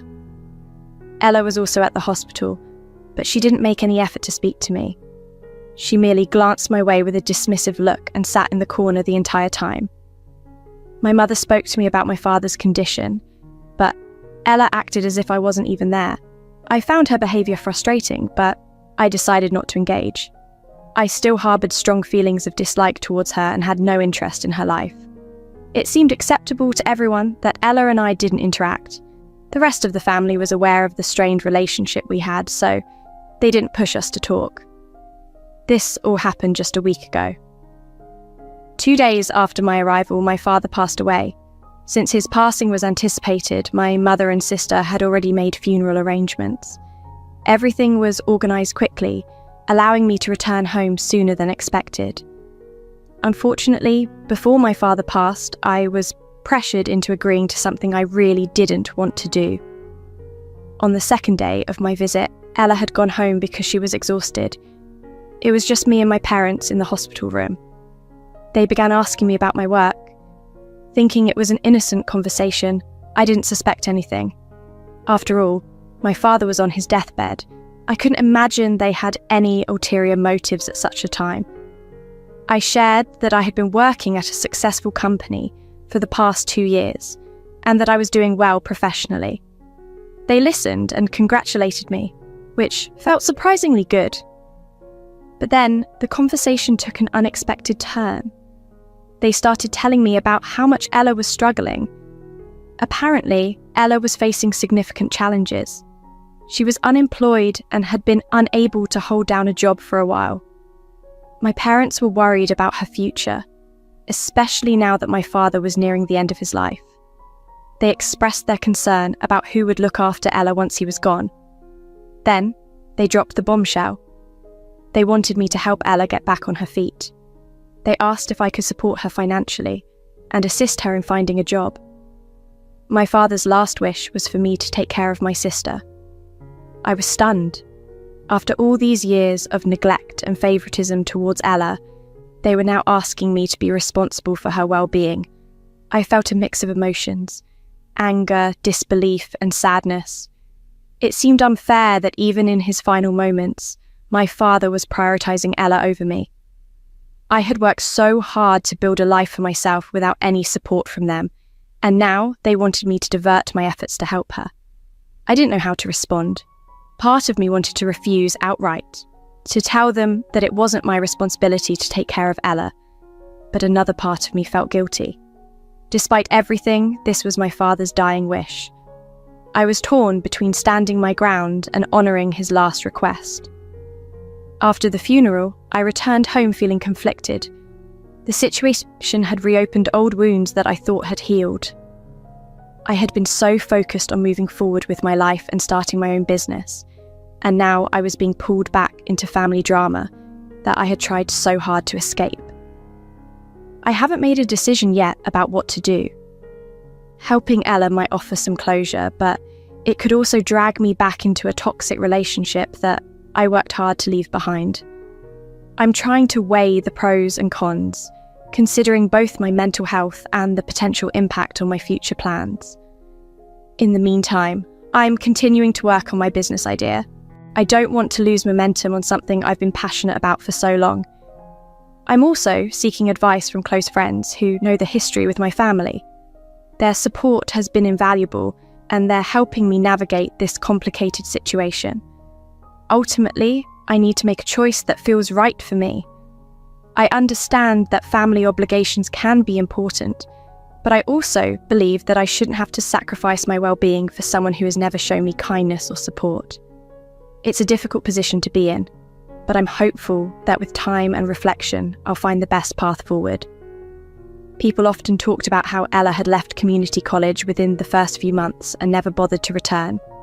She didn't earn a degree, and her grades weren't impressive even when she was attending school. Because of this, she couldn't explain the gap in her education. In fact, she didn't attend college at all after dropping out, leaving her without any clear direction until she turned 25. At that age, my parents started pressuring her to find a job. Finally, Ella decided to give it a try, but she struggled to stay employed. She couldn't keep a job for more than 5 to 6 months. After a short time, she would return home and tell our parents that she had quit because the job was too demanding and the pay wasn't sufficient. However, this didn't make much sense because our parents were paying her exactly the right amount. The issue was that Ella was taking low-paying jobs since she didn't have a degree, and she wasn't willing to put in the time and effort needed to work hard and advance in her career. None of this made sense to our parents. They tried very hard to explain to Ella that her reasons for quitting jobs wouldn't hold up in the real world. They often argued with her, trying to encourage her to become independent, but she didn't seem to care about her future at all. Ella treated everything very casually and wasn't serious about anything. Whenever our parents tried to talk to her about her situation, she would just dismiss their concerns. Recently, 4 months ago, Ella quit her latest job and has been staying at home with nothing to do ever since. Our parents are very worried about her and asked me to take responsibility for looking after her. This was because after my father passed away, my mother was getting too old and she needed to think about her own retirement. My mother was just 2 years away from retiring and couldn't continue to support Ella indefinitely. I felt overwhelmed by everything my parents were saying.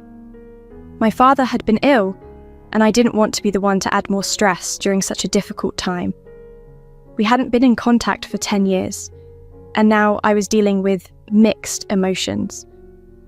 I tried to explain to my parents that I was planning to start my own business. It wasn't the right time for me to take on the added responsibility of helping Ella because starting a business required all my time and money. However, my dad insisted that they had already spent a lot on his healthcare and medical expenses. He wanted my mother to be comfortable in her retirement, which was his top priority. He believed that I would be the best person to help Ella, so he pressured me into agreeing to support her. He made me promise to put my business plans on hold until Ella became more financially stable. I didn't know how long that would take, but I agreed because I didn't want to disappoint my dying father, even though Ella had been a burden in the past. Looking back, I realised that agreeing to take care of Ella was a difficult and emotional decision. I wasn't happy about it, but I felt obligated to honour my father's dying wish. My parents also explained that Ella was in a relationship with a guy from school who was working in another city within the same state. She was planning to visit him, but I couldn't figure out how to handle the situation. Now, I'm left trying to balance my own dreams of starting a business with the responsibility of supporting my sister. It's a challenging situation and I'm not sure how to move forward. All I want is for Ella to find her way and become independent, but right now, she doesn't seem interested in making changes. My parents are counting on me, and I'm doing my best to navigate this difficult time while managing my own plans for the future. Ella and John were in a long-distance relationship, and it seemed odd to me why they couldn't visit each other more often.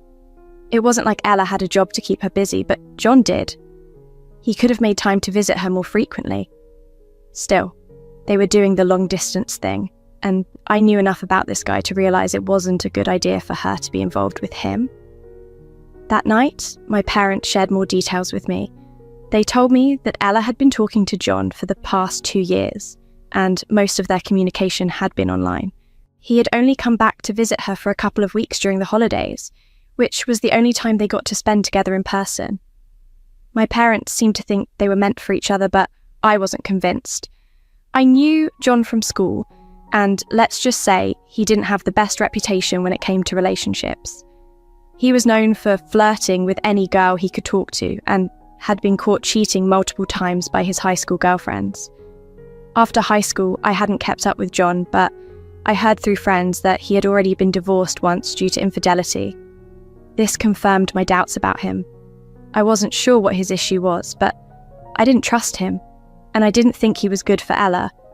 I tried to explain this to my parents, but they didn't seem to share my concerns. They believed Ella was deeply in love with him, and during his visits, they thought the couple looked perfect together. My parents were so convinced that they ignored my warnings. They even asked me to pay for Ella's flight tickets so she could visit John in the coming weeks. They were worried that after my father passed away, Ella would feel lonely and my mother would be too busy dealing with all the legal formalities. I was also expected to return to work, so they wanted John to be there for Ella. They believed he was the best person to support her during that time. Despite my best efforts to warn my parents about John's character, they were convinced that he and Ella would eventually get married. They even started hinting that I would need to help cover the costs of their wedding in the future. I could see they had made up their minds about him, and it seemed pointless to keep trying to change their opinion. So, reluctantly, I agreed to pay for Ella's trip, though I still had a bad feeling about it. After my father passed away, I decided to talk to Ella during the funeral. I pulled her aside and shared everything I knew about John, warning her about his past behaviour. I had known John for years, and his reputation as a Casanova was well known. I told her that I didn't think it was a good idea for her to stay involved with him. But, just like my parents, Ella brushed off my concerns. She told me that John had changed and that they were truly in love. She was confident he would never cheat on her or do anything to hurt her. She thanked me for worrying about her, but then made it clear that she didn't need me to act like a parent. She said she'd appreciate financial help, but didn't want or need any emotional involvement from me. Her words hurt me, and they felt pretty harsh. After that conversation, I decided to do exactly as she suggested. My father had only asked me to look after her financially. He never said anything about emotional support. So, I decided to keep my distance emotionally and focus on my own life and career. A few days after the funeral, my mother asked me to book the flight tickets for Ella to visit John, and I did what she asked without asking any further questions. After that, I became busy with my work and didn't check in on anyone. I assumed everything was going according to plan until something unexpected happened. Yesterday, I had a surprise visitor. To my shock, it was Ella. She had taken a bus from John's city to mine because she didn't want to go home, and she felt too embarrassed to call me for help. After travelling for 9 hours, she showed up at my doorstep, exhausted and in tears. As soon as I opened the door, she broke down, sobbing uncontrollably. I was completely confused and didn't know what was happening. Through her tears, Ella told me that I had been right all along. She had planned to surprise John by showing up at his place unannounced, but what she found was far from what she expected. When she arrived at his house, she discovered that he had been spending time with another girl. Ella confronted him right away, demanding to know who the other girl was. Instead of apologising, John coldly told her to mind her own business. Heartbroken and humiliated, Ella realised that everything I had warned her about was true. John hadn't changed at all. She was devastated, and now she didn't know what to do. She didn't want to face our parents or go back home, so she came to me for help. At that moment, I felt a mixture of emotions. Part of me was angry that she hadn't listened to me sooner, but another part of me felt sorry for her. Regardless of everything, Ella was still my sister, and seeing her in so much pain was hard to witness. I let her in and did my best to comfort her, even though I knew this situation could have been avoided if she had taken my advice.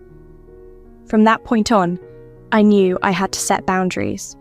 I would help her get back on her feet financially, but I couldn't continue to take on the emotional burden of her decisions. I had my own life to manage, and while I cared for her, I needed to keep my focus on my own future as well.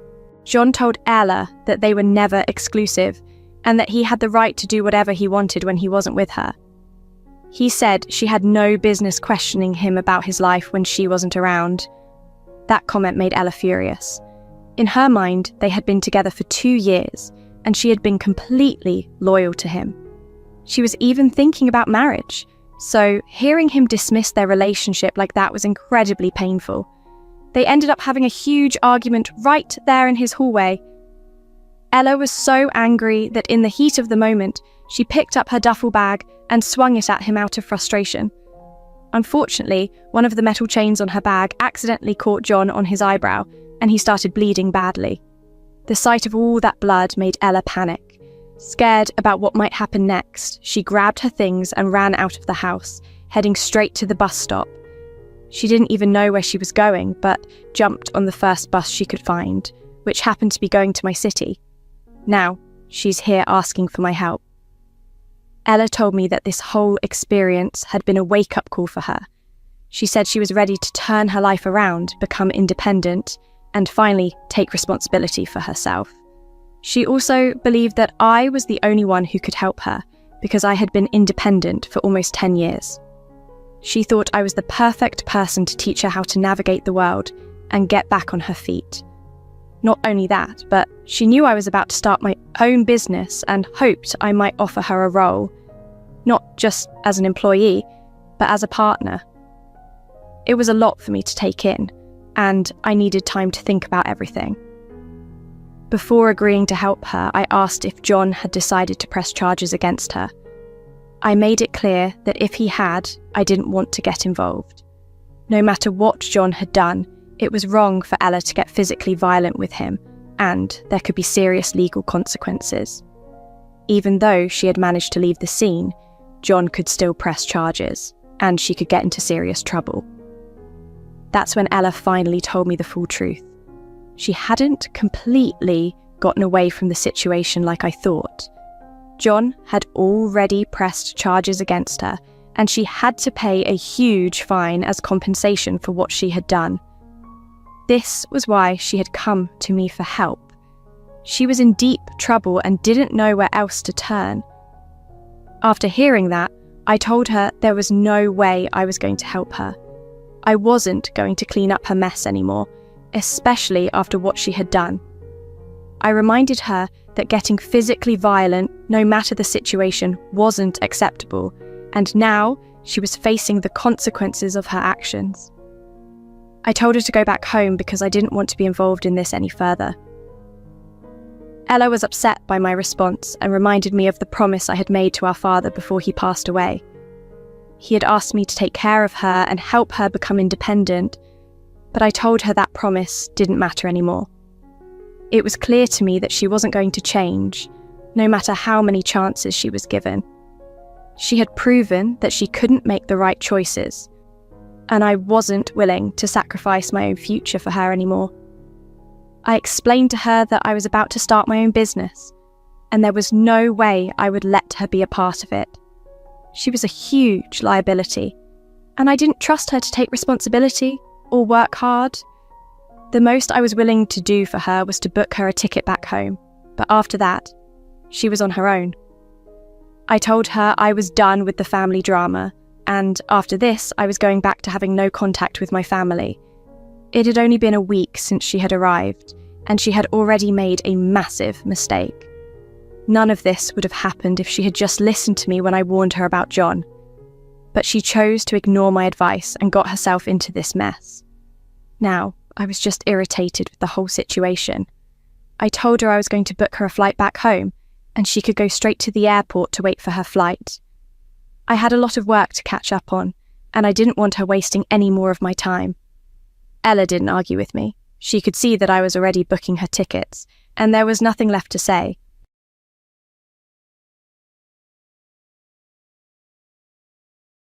"4 years ago, I was involved in a terrible car accident that completely changed my life.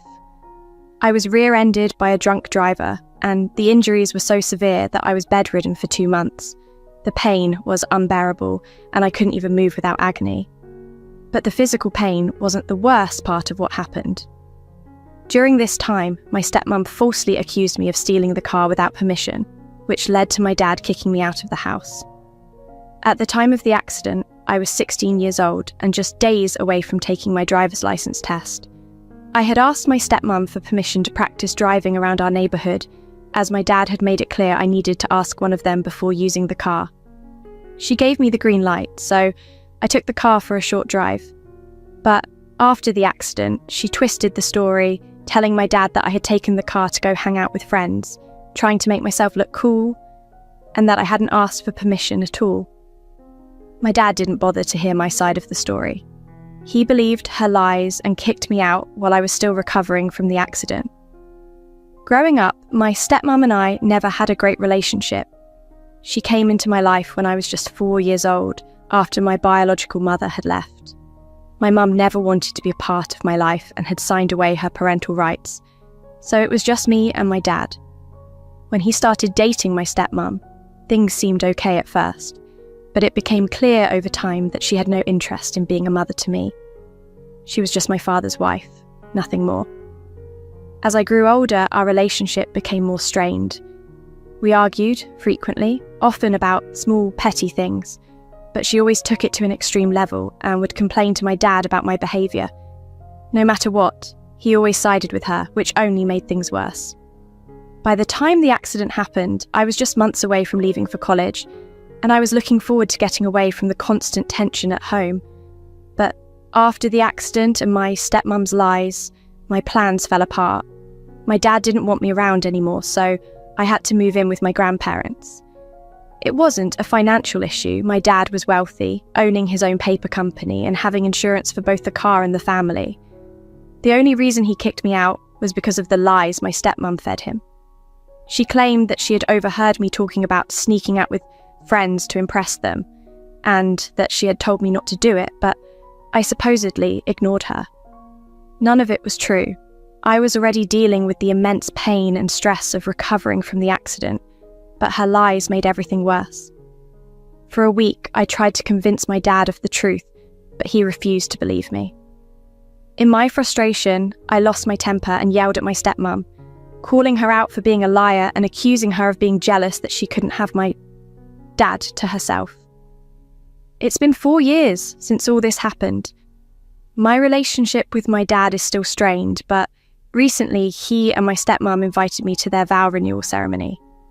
After everything they put me through, I'm not sure how to feel about it, and it's hard to forget the pain they caused me during one of the most difficult times of my life.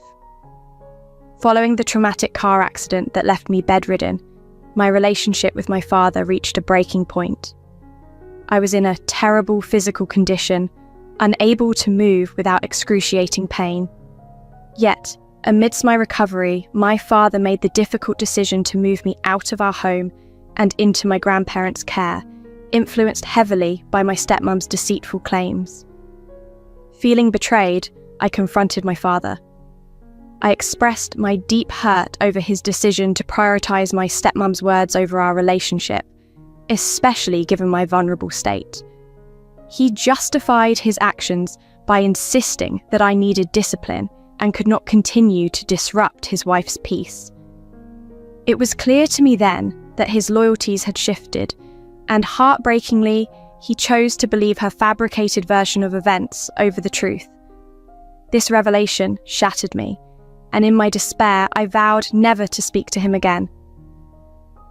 Growing up, it had always been just my dad and me.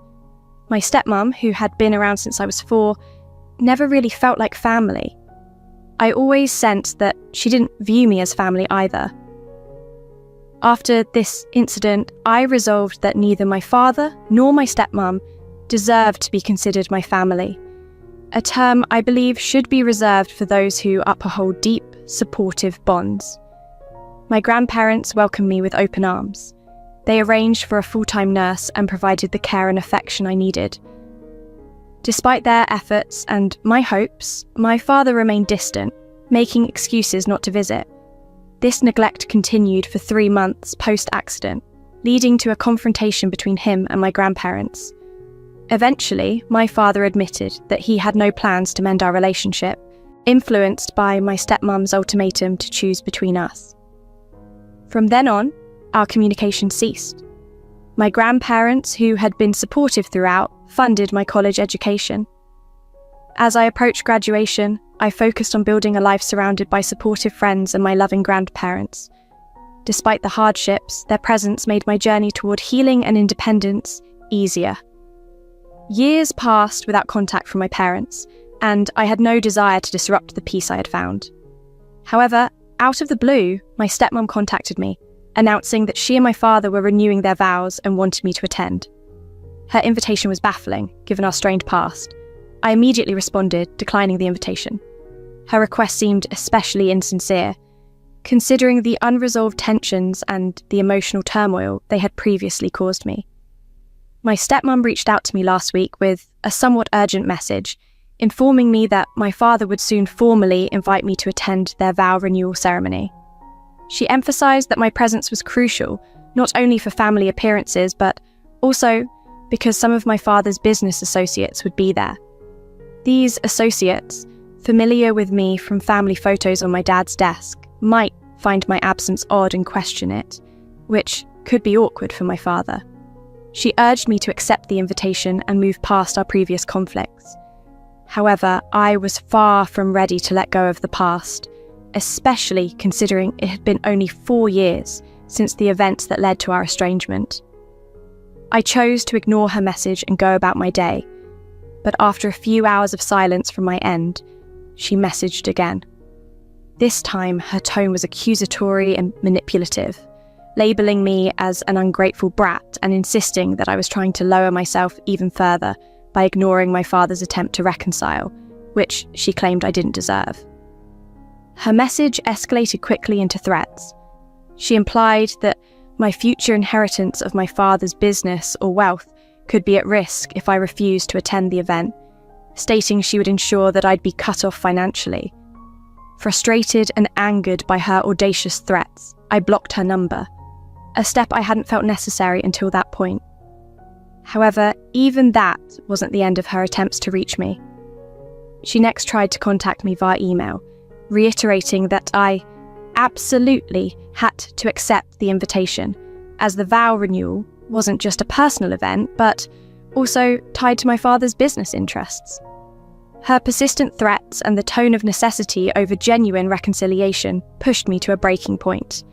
I decided to address the situation publicly by sharing all previous conversations and a detailed account of our past conflicts on social media.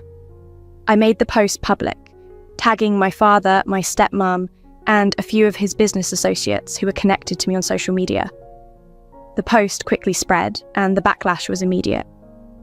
My father's reputation suffered, potentially jeopardizing a planned merger with an office supplies company. This merger was not only significant for his business, but was also still in its formative stages, and now it faced cancellation due to the fallout from my revelations. A day after my post went live, my grandparents informed me that my father was devastated by the consequences of my actions, which had led to a significant loss for him professionally. Although my intention was to shed light on my personal grievances and the unfair treatment I had received, the repercussions affected more than just my stepmom and me, dragging my father's business into the fray. Feeling a mix of justification and regret, I contemplated the impact of my actions.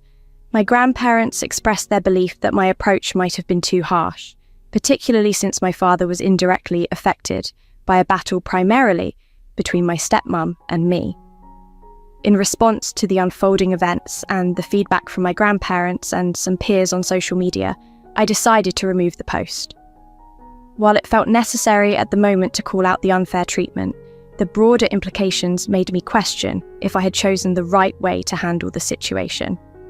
Some people have wondered why I refer to my dad and my stepmom collectively as my parents, especially since it's clear we don't get along. The simple reason is, my dad is my biological father, and my stepmom has been in my life since I was a child. It's become a habit to refer to them this way, and honestly, it's not something I give much thought to. It's just easier to say. Now, back to the recent events. After the backlash from my social media post, I decided to take it down. Despite many comments suggesting I didn't owe anyone an apology, I felt the need to reach out to my dad. I didn't exactly apologise, but explained that I was still deeply affected by the events from 4 years ago. I felt that his attempt to reconcile at the vow renewal, seemingly to show a united family front for his business associates, was insincere, especially given the manipulative behaviour from my stepmom. I put all this in a message to him, not expecting much of a response considering the circumstances. Surprisingly, he replied calmly, acknowledging that he deserved the public call-out for his past actions, and that he didn't blame me for reacting the way I did. his unexpected understanding threw me off, prompting me to consult my grandparents. They revealed that my father had been grappling with regret for a while. Before receiving my message, he had confided in them about his doubts and guilt over how he handled things, after being swayed by my stepmom's convincing but misleading portrayals of my behaviour. My grandparents explained that his intentions for inviting me to the vow renewal were genuine, and not just for appearances as my stepmom had insinuated. In fact, the event wasn't even going to include his business associates. It was meant to be a small, intimate gathering. This revelation made me realise that my stepmom might have been trying to drive a wedge between my father and me. After confronting these truths, my dad recognised the lies and manipulations from my stepmom, which had also caused a strain in their relationship. He hadn't heard back about the business merger, assuming it was off, and was now dealing with personal turmoil.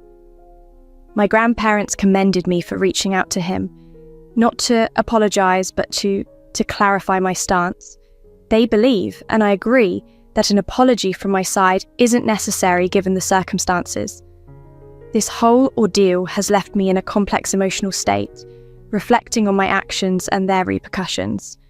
While I'm relieved to understand my father's perspective better and see his regret, I'm still navigating through the mixed feelings about our potential reconciliation and what that means for our family dynamics moving forward. There's been a lot of confusion stirred by my stepmother's actions, and my initial reaction might have seemed harsh to some. I reacted like anyone else might in my position, but I took a step further to reach out to my father and try to mend things between us, which my grandparents appreciated. However, navigating my emotions in this newly rekindled contact with my dad has been complex. After years of silence, handling these resurfacing feelings isn't straightforward. In the wake of my social media update, many advised me to maintain a no-contact stance with my father. But cutting off ties abruptly doesn't sit right with me, especially after breaking the silence. There are still so many unresolved issues and lingering questions that I need answers to. I feel that even a single conversation for closure is necessary before I can consider distancing myself again. Ignoring the judgment from others, I trust in my own decisions. My heart is leading me toward resolution and understanding, not prolonged estrangement. I discussed these feelings with my grandparents, who support the idea of a mediated conversation with my dad. They're currently helping to arrange this meeting. Interestingly, things between my dad and my stepmom seem unstable, and they might be heading toward a divorce. Ironic given their recent plans to renew their vows. My grandparents are also reconnecting with my father, feeling the urgency due to their age and the finite time they have to repair strained relationships. From what my grandparents relay, my dad appears genuinely remorseful about the past. The potential business merger and its fallout seem trivial to him now. He's more concerned with the mistakes he made as a parent. According to them, he frequently expresses regret about his failures and seems focused on making amends. It's challenging to see things from his perspective, but hearing about his regrets and current emotional state has opened a pathway to potentially understanding him better. My grandparents believe a face-to-face conversation could facilitate healing, and I'm cautiously hopeful about it. 4 days ago, that much-anticipated meeting took place at my grandparents' house. It was intensely emotional, reuniting after such a fraught separation. We discussed everything candidly, and my father took the opportunity to apologise deeply for the pain he caused. He admitted he had failed in his role as a father and credited me with growing into a better person than he could have hoped for, something he feels he had little part in given the circumstances. He acknowledged his mistakes, especially trusting my stepmother over me, which he regrets profoundly. He explained how he was manipulated by her, having never suspected she would deceive him. This confession was a lot to process, but it was also enlightening, revealing the complexities of his relationship with her that I hadn't fully understood before.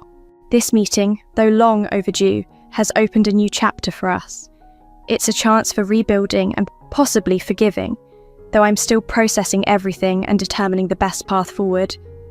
The support from my grandparents has been invaluable, and as we navigate these renewed connections, I remain hopeful yet cautious.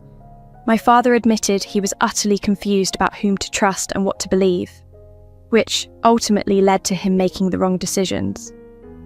After kicking me out, his doubts about those choices grew, but he never mustered the courage to reach out and confront his errors. When we finally talked, he expressed deep remorse and left the decision to mend our relationship up to me, saying he'd understand if I chose not to forgive him and maintain our distance because he recognized the gravity of his mistakes. During our conversation, he also revealed that he and my stepmom were getting a divorce. She had moved out after a confrontation that escalated when he questioned her about the lies she told concerning the vow renewal invitation. It turned out she had also lied about the circumstances surrounding the car accident 2 years ago. This was the last straw for him, leading him to ask her to leave and to file for divorce. Faced with all this, I couldn't decide immediately whether to forgive him. I asked for some time to think things over. Now, I am in a period of reflection, trying to decide if I should give him a second chance. Many might advise against it, but he's still my father, and the decision is mine alone. Importantly, I'm approaching a stage in life where I'll soon be financially independent, about to graduate from college, and secure a job. This reassures me that my decision isn't influenced by financial dependence or expectations. In terms of his motivations, I'm certain that he's not trying to reconcile just to have someone to lean on after retirement. His business remains robust despite the recent setbacks, and this reassures me that any attempts at mending our relationship are motivated by genuine emotion, not financial need. This situation isn't just about deciding whether to forgive him. It's about whether I want to rebuild this father-daughter relationship. After much thought, I'm leaning towards giving it a chance. Despite the rocky past few years, I can't overlook the entirety of our history, which had many more good moments than bad. I've decided to engage in therapy with him to better navigate our issues and improve our communication. We're committed to making an effort, hoping to find common ground and heal our relationship. My grandparents support this decision, and I feel hopeful about moving forward and leaving the past behind. This is a chance to possibly have the normal family dynamic I've longed for, and I'm ready to embrace it fully. I'm genuinely ready to move past the old grievances and build a new, healthier relationship with my father.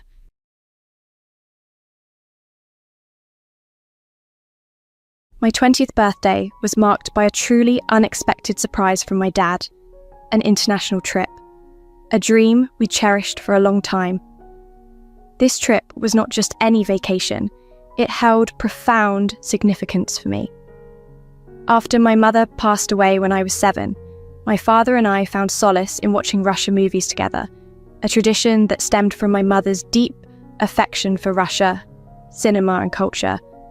These colourful and vibrant films were a comforting escape for us, bridging the immense gap left by her sudden passing due to a brain aneurysm at the age of 36. My mother's lifelong admiration for Russia films had been a pillar of my childhood, and my father had always promised that one day we'd visit Russia. That promise seemed distant until my birthday, when my father revealed that we were finally making the trip, a journey to celebrate our shared memories and my mother's legacy. The trip was planned just for the one of us, allowing us a chance to reconnect with our past without the interference of my stepmom and stepsister. Their absence was due to unavoidable commitments. My stepsister Ella was tackling her finals, and my stepmom Mila was submerged in a crucial office manager. Though it seemed coincidental, I suspected my dad chose the timing intentionally to avoid potential discord, as my relationships with Mila and Ella were strained. The evening of my birthday, when the trip was announced, was joyful for everyone but my stepmom and stepsister. Their displeasure was palpable, and it erupted into an argument between Mila and my dad after the guests had departed. From what I overheard, Mila felt the trip should have been postponed to include everyone. Ours, us, but I was relieved it wasn't. The dynamics on previous family vacations had been challenging, and I feared their presence might overshadow the sentimental value of this trip. However, just a day before we were set to depart, I discovered something horrifying. My passport had been destroyed. It was clear that this was an act of sabotage by my jealous stepmom and stepsister, intended to prevent me from embarking on this significant journey. My dad was deeply upset upon learning this, his reaction a mix of anger and disappointment over their actions. Now, we are working to resolve the situation, but the pain of this betrayal lingers. This trip was supposed to be a celebration of my heritage and a pivotal moment in my relationship with my dad, a chance to honour my mother's memory in a country she loved. Despite these challenges, I remain hopeful that we will overcome this setback and make our dream trip a reality. 7 years ago, Mila and her daughter Ella became part of our family, and initially things went smoothly. They were both pleasant to be around, and there seemed to be no issues while my father was dating Mila. However, everything changed after they got married 3 years ago. For reasons unknown to me, their attitudes shifted drastically. I didn't change how I acted around them, but suddenly I found myself on the receiving end of their rudeness and mean-spirited behaviour, especially when my father wasn't around. In his presence, they would switch back to being sweet, which was confusing and distressing for me. As things got worse, I felt the need to bring this up to my dad, leading us to hold a family meeting to address these issues. Initially, Mila and Ella denied everything, but I had recorded a conversation where they were particularly harsh. Presented with this evidence, they couldn't deny their behaviour any longer. They broke down, crying, and tried to manipulate the situation by claiming they felt alienated because I hadn't fully accepted them as family. This wasn't true. I had tried to embrace them, but their treatment made it difficult to maintain a good relationship. My father was torn, as Mila was the first woman he had deeply cared for since my mother's passing. He urged us to try and make it work, not wanting to be caught in the middle. For his sake, I agreed to keep the peace.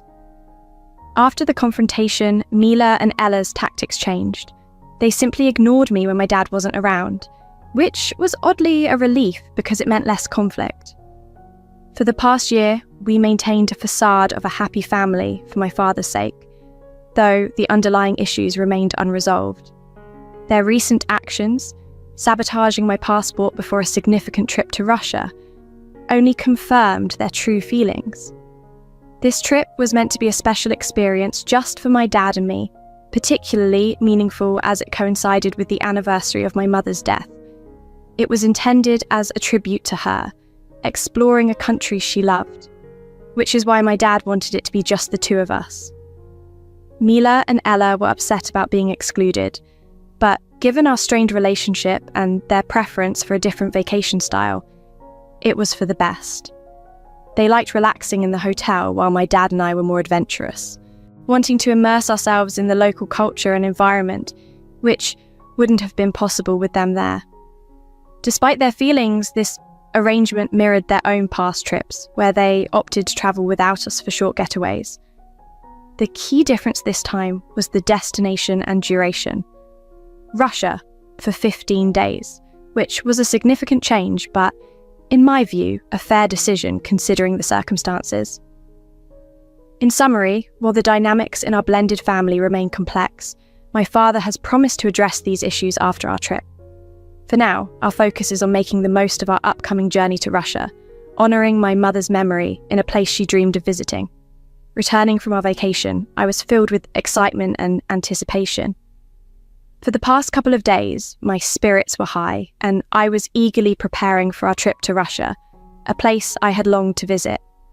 With everything packed and ready to go, our departure was just a day away. However, the evening turned into a nightmare that I hadn't seen coming. Mila and Ella, my stepmom and stepsister, had done the unthinkable. They burned my passport. It was around 7 p.m. when I realised my passport was missing. I had been organising my travel documents when I noticed its absence. In a frantic search that turned the house upside down, it was nowhere to be found. After nearly an hour of searching, Mila and Ella casually walked into my room, feigning concern. They asked if I was missing something, and despite sensing something was off, I told them about my missing passport. Without a moment's hesitation, Mila threw what remained of it onto my bed, a charred and unrecognisable mess, completely unusable for travel. The look of satisfaction on their faces as they watched my shocked reaction was chilling. I felt a cold numbness wash over me, but I was determined not to give them the pleasure of seeing me break down. After they left, I locked myself in my room and allowed myself a few minutes to cry, overwhelmed by the betrayal. During this time, my dad was out shopping for the trip. I texted him immediately, explaining what had happened and sent him a photo of the ruined passport. He rushed home, and I could hear him confronting Mila and Ella as soon as he arrived. His anger was palpable as he called them out on their actions, rejecting their weak excuses outright. They tried to claim the passport had accidentally caught fire due to a carelessly discarded cigarette, a blatant lie, as I don't smoke. As the confrontation escalated downstairs, I decided it was time to intervene. Joining them, my presence seemed to be the catalyst for my dad's next actions. He retrieved some documents from his office and handed them to Ella, whose face dropped as she read them. Before she could react further, my dad tore them up in front of her. I later learned these were the papers for a student loan that he had agreed to co-sign to help Ella pay for college, a significant opportunity she would now lose as a consequence of their actions. In a decisive move, my father ordered Mila and Ella out of our house. Despite their protests and pleas for reconsideration, he stood firm. The line had been crossed, and he was resolute in his decision to protect me and uphold our dignity. The trip might have been delayed, but the lesson they learned about respect and consequences would last a lifetime. After they left the house, Ella and Mila began bombarding me with messages pleading for forgiveness. Ella, particularly remorseful, begged me to convince my dad to reconsider co-signing her student loan, promising to make amends for her actions. She argued that my dad, with his stable financial standing, would have an easier time managing the loan payments than her own mother could. Despite their apologies, they insisted they had no idea about the repercussions their actions would bring, claiming they felt excluded and less like a part of the family. I did respond to one of their messages to remind them that they too had taken many trips just as mother and daughter, questioning why it was deemed unfair for me to have a similar experience with my father, especially considering my mother's absence and our plans to honour her memory on this trip.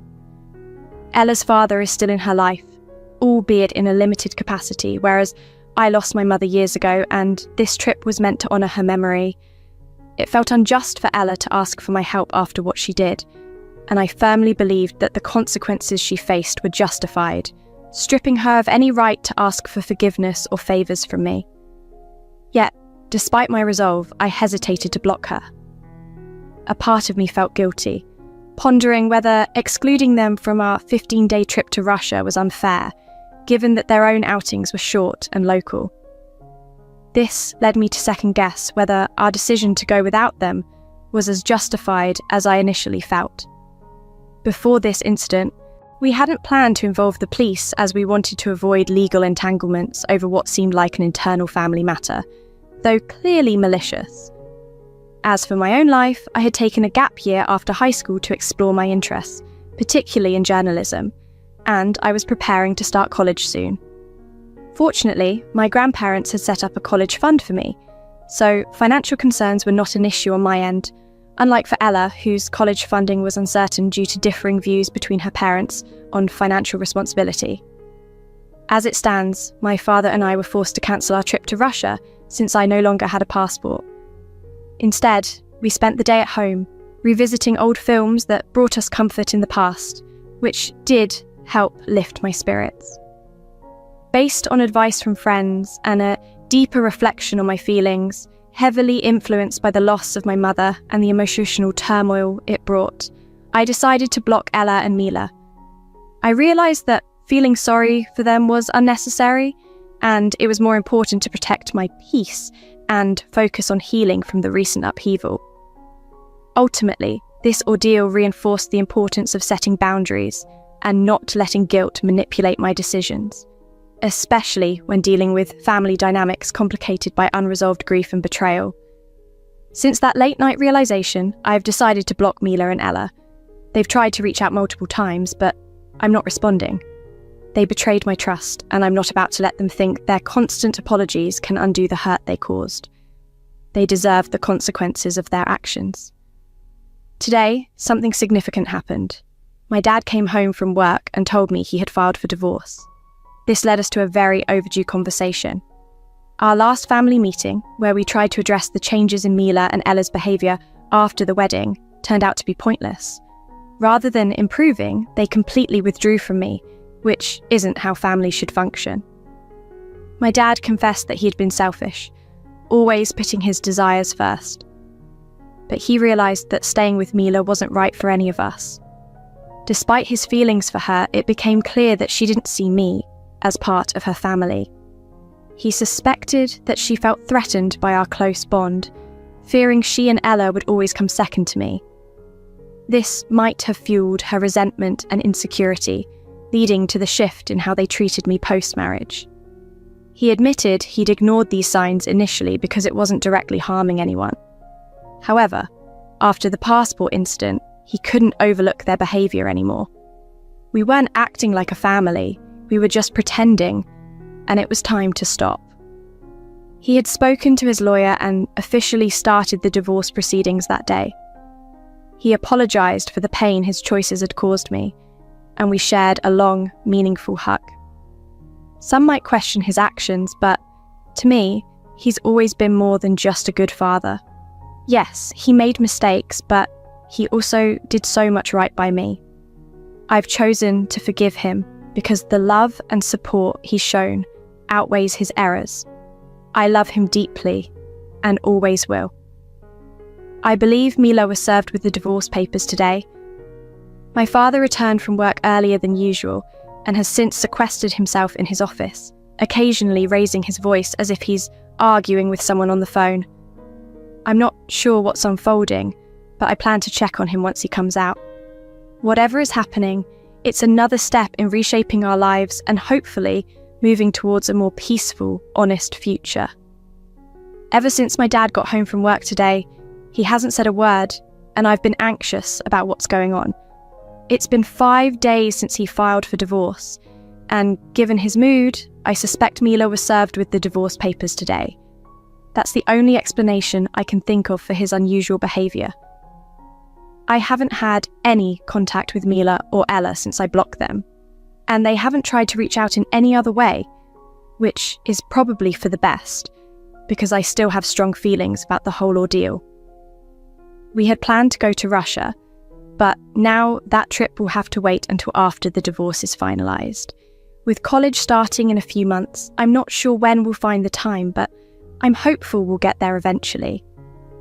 My dad emerged from his office a couple of hours ago and explained why he'd been yelling on the phone. Mila had called him, threatening to make up a bunch of lies to challenge the divorce and ruin him. He had been caught off guard by her call while at work and didn't manage to record her threats then.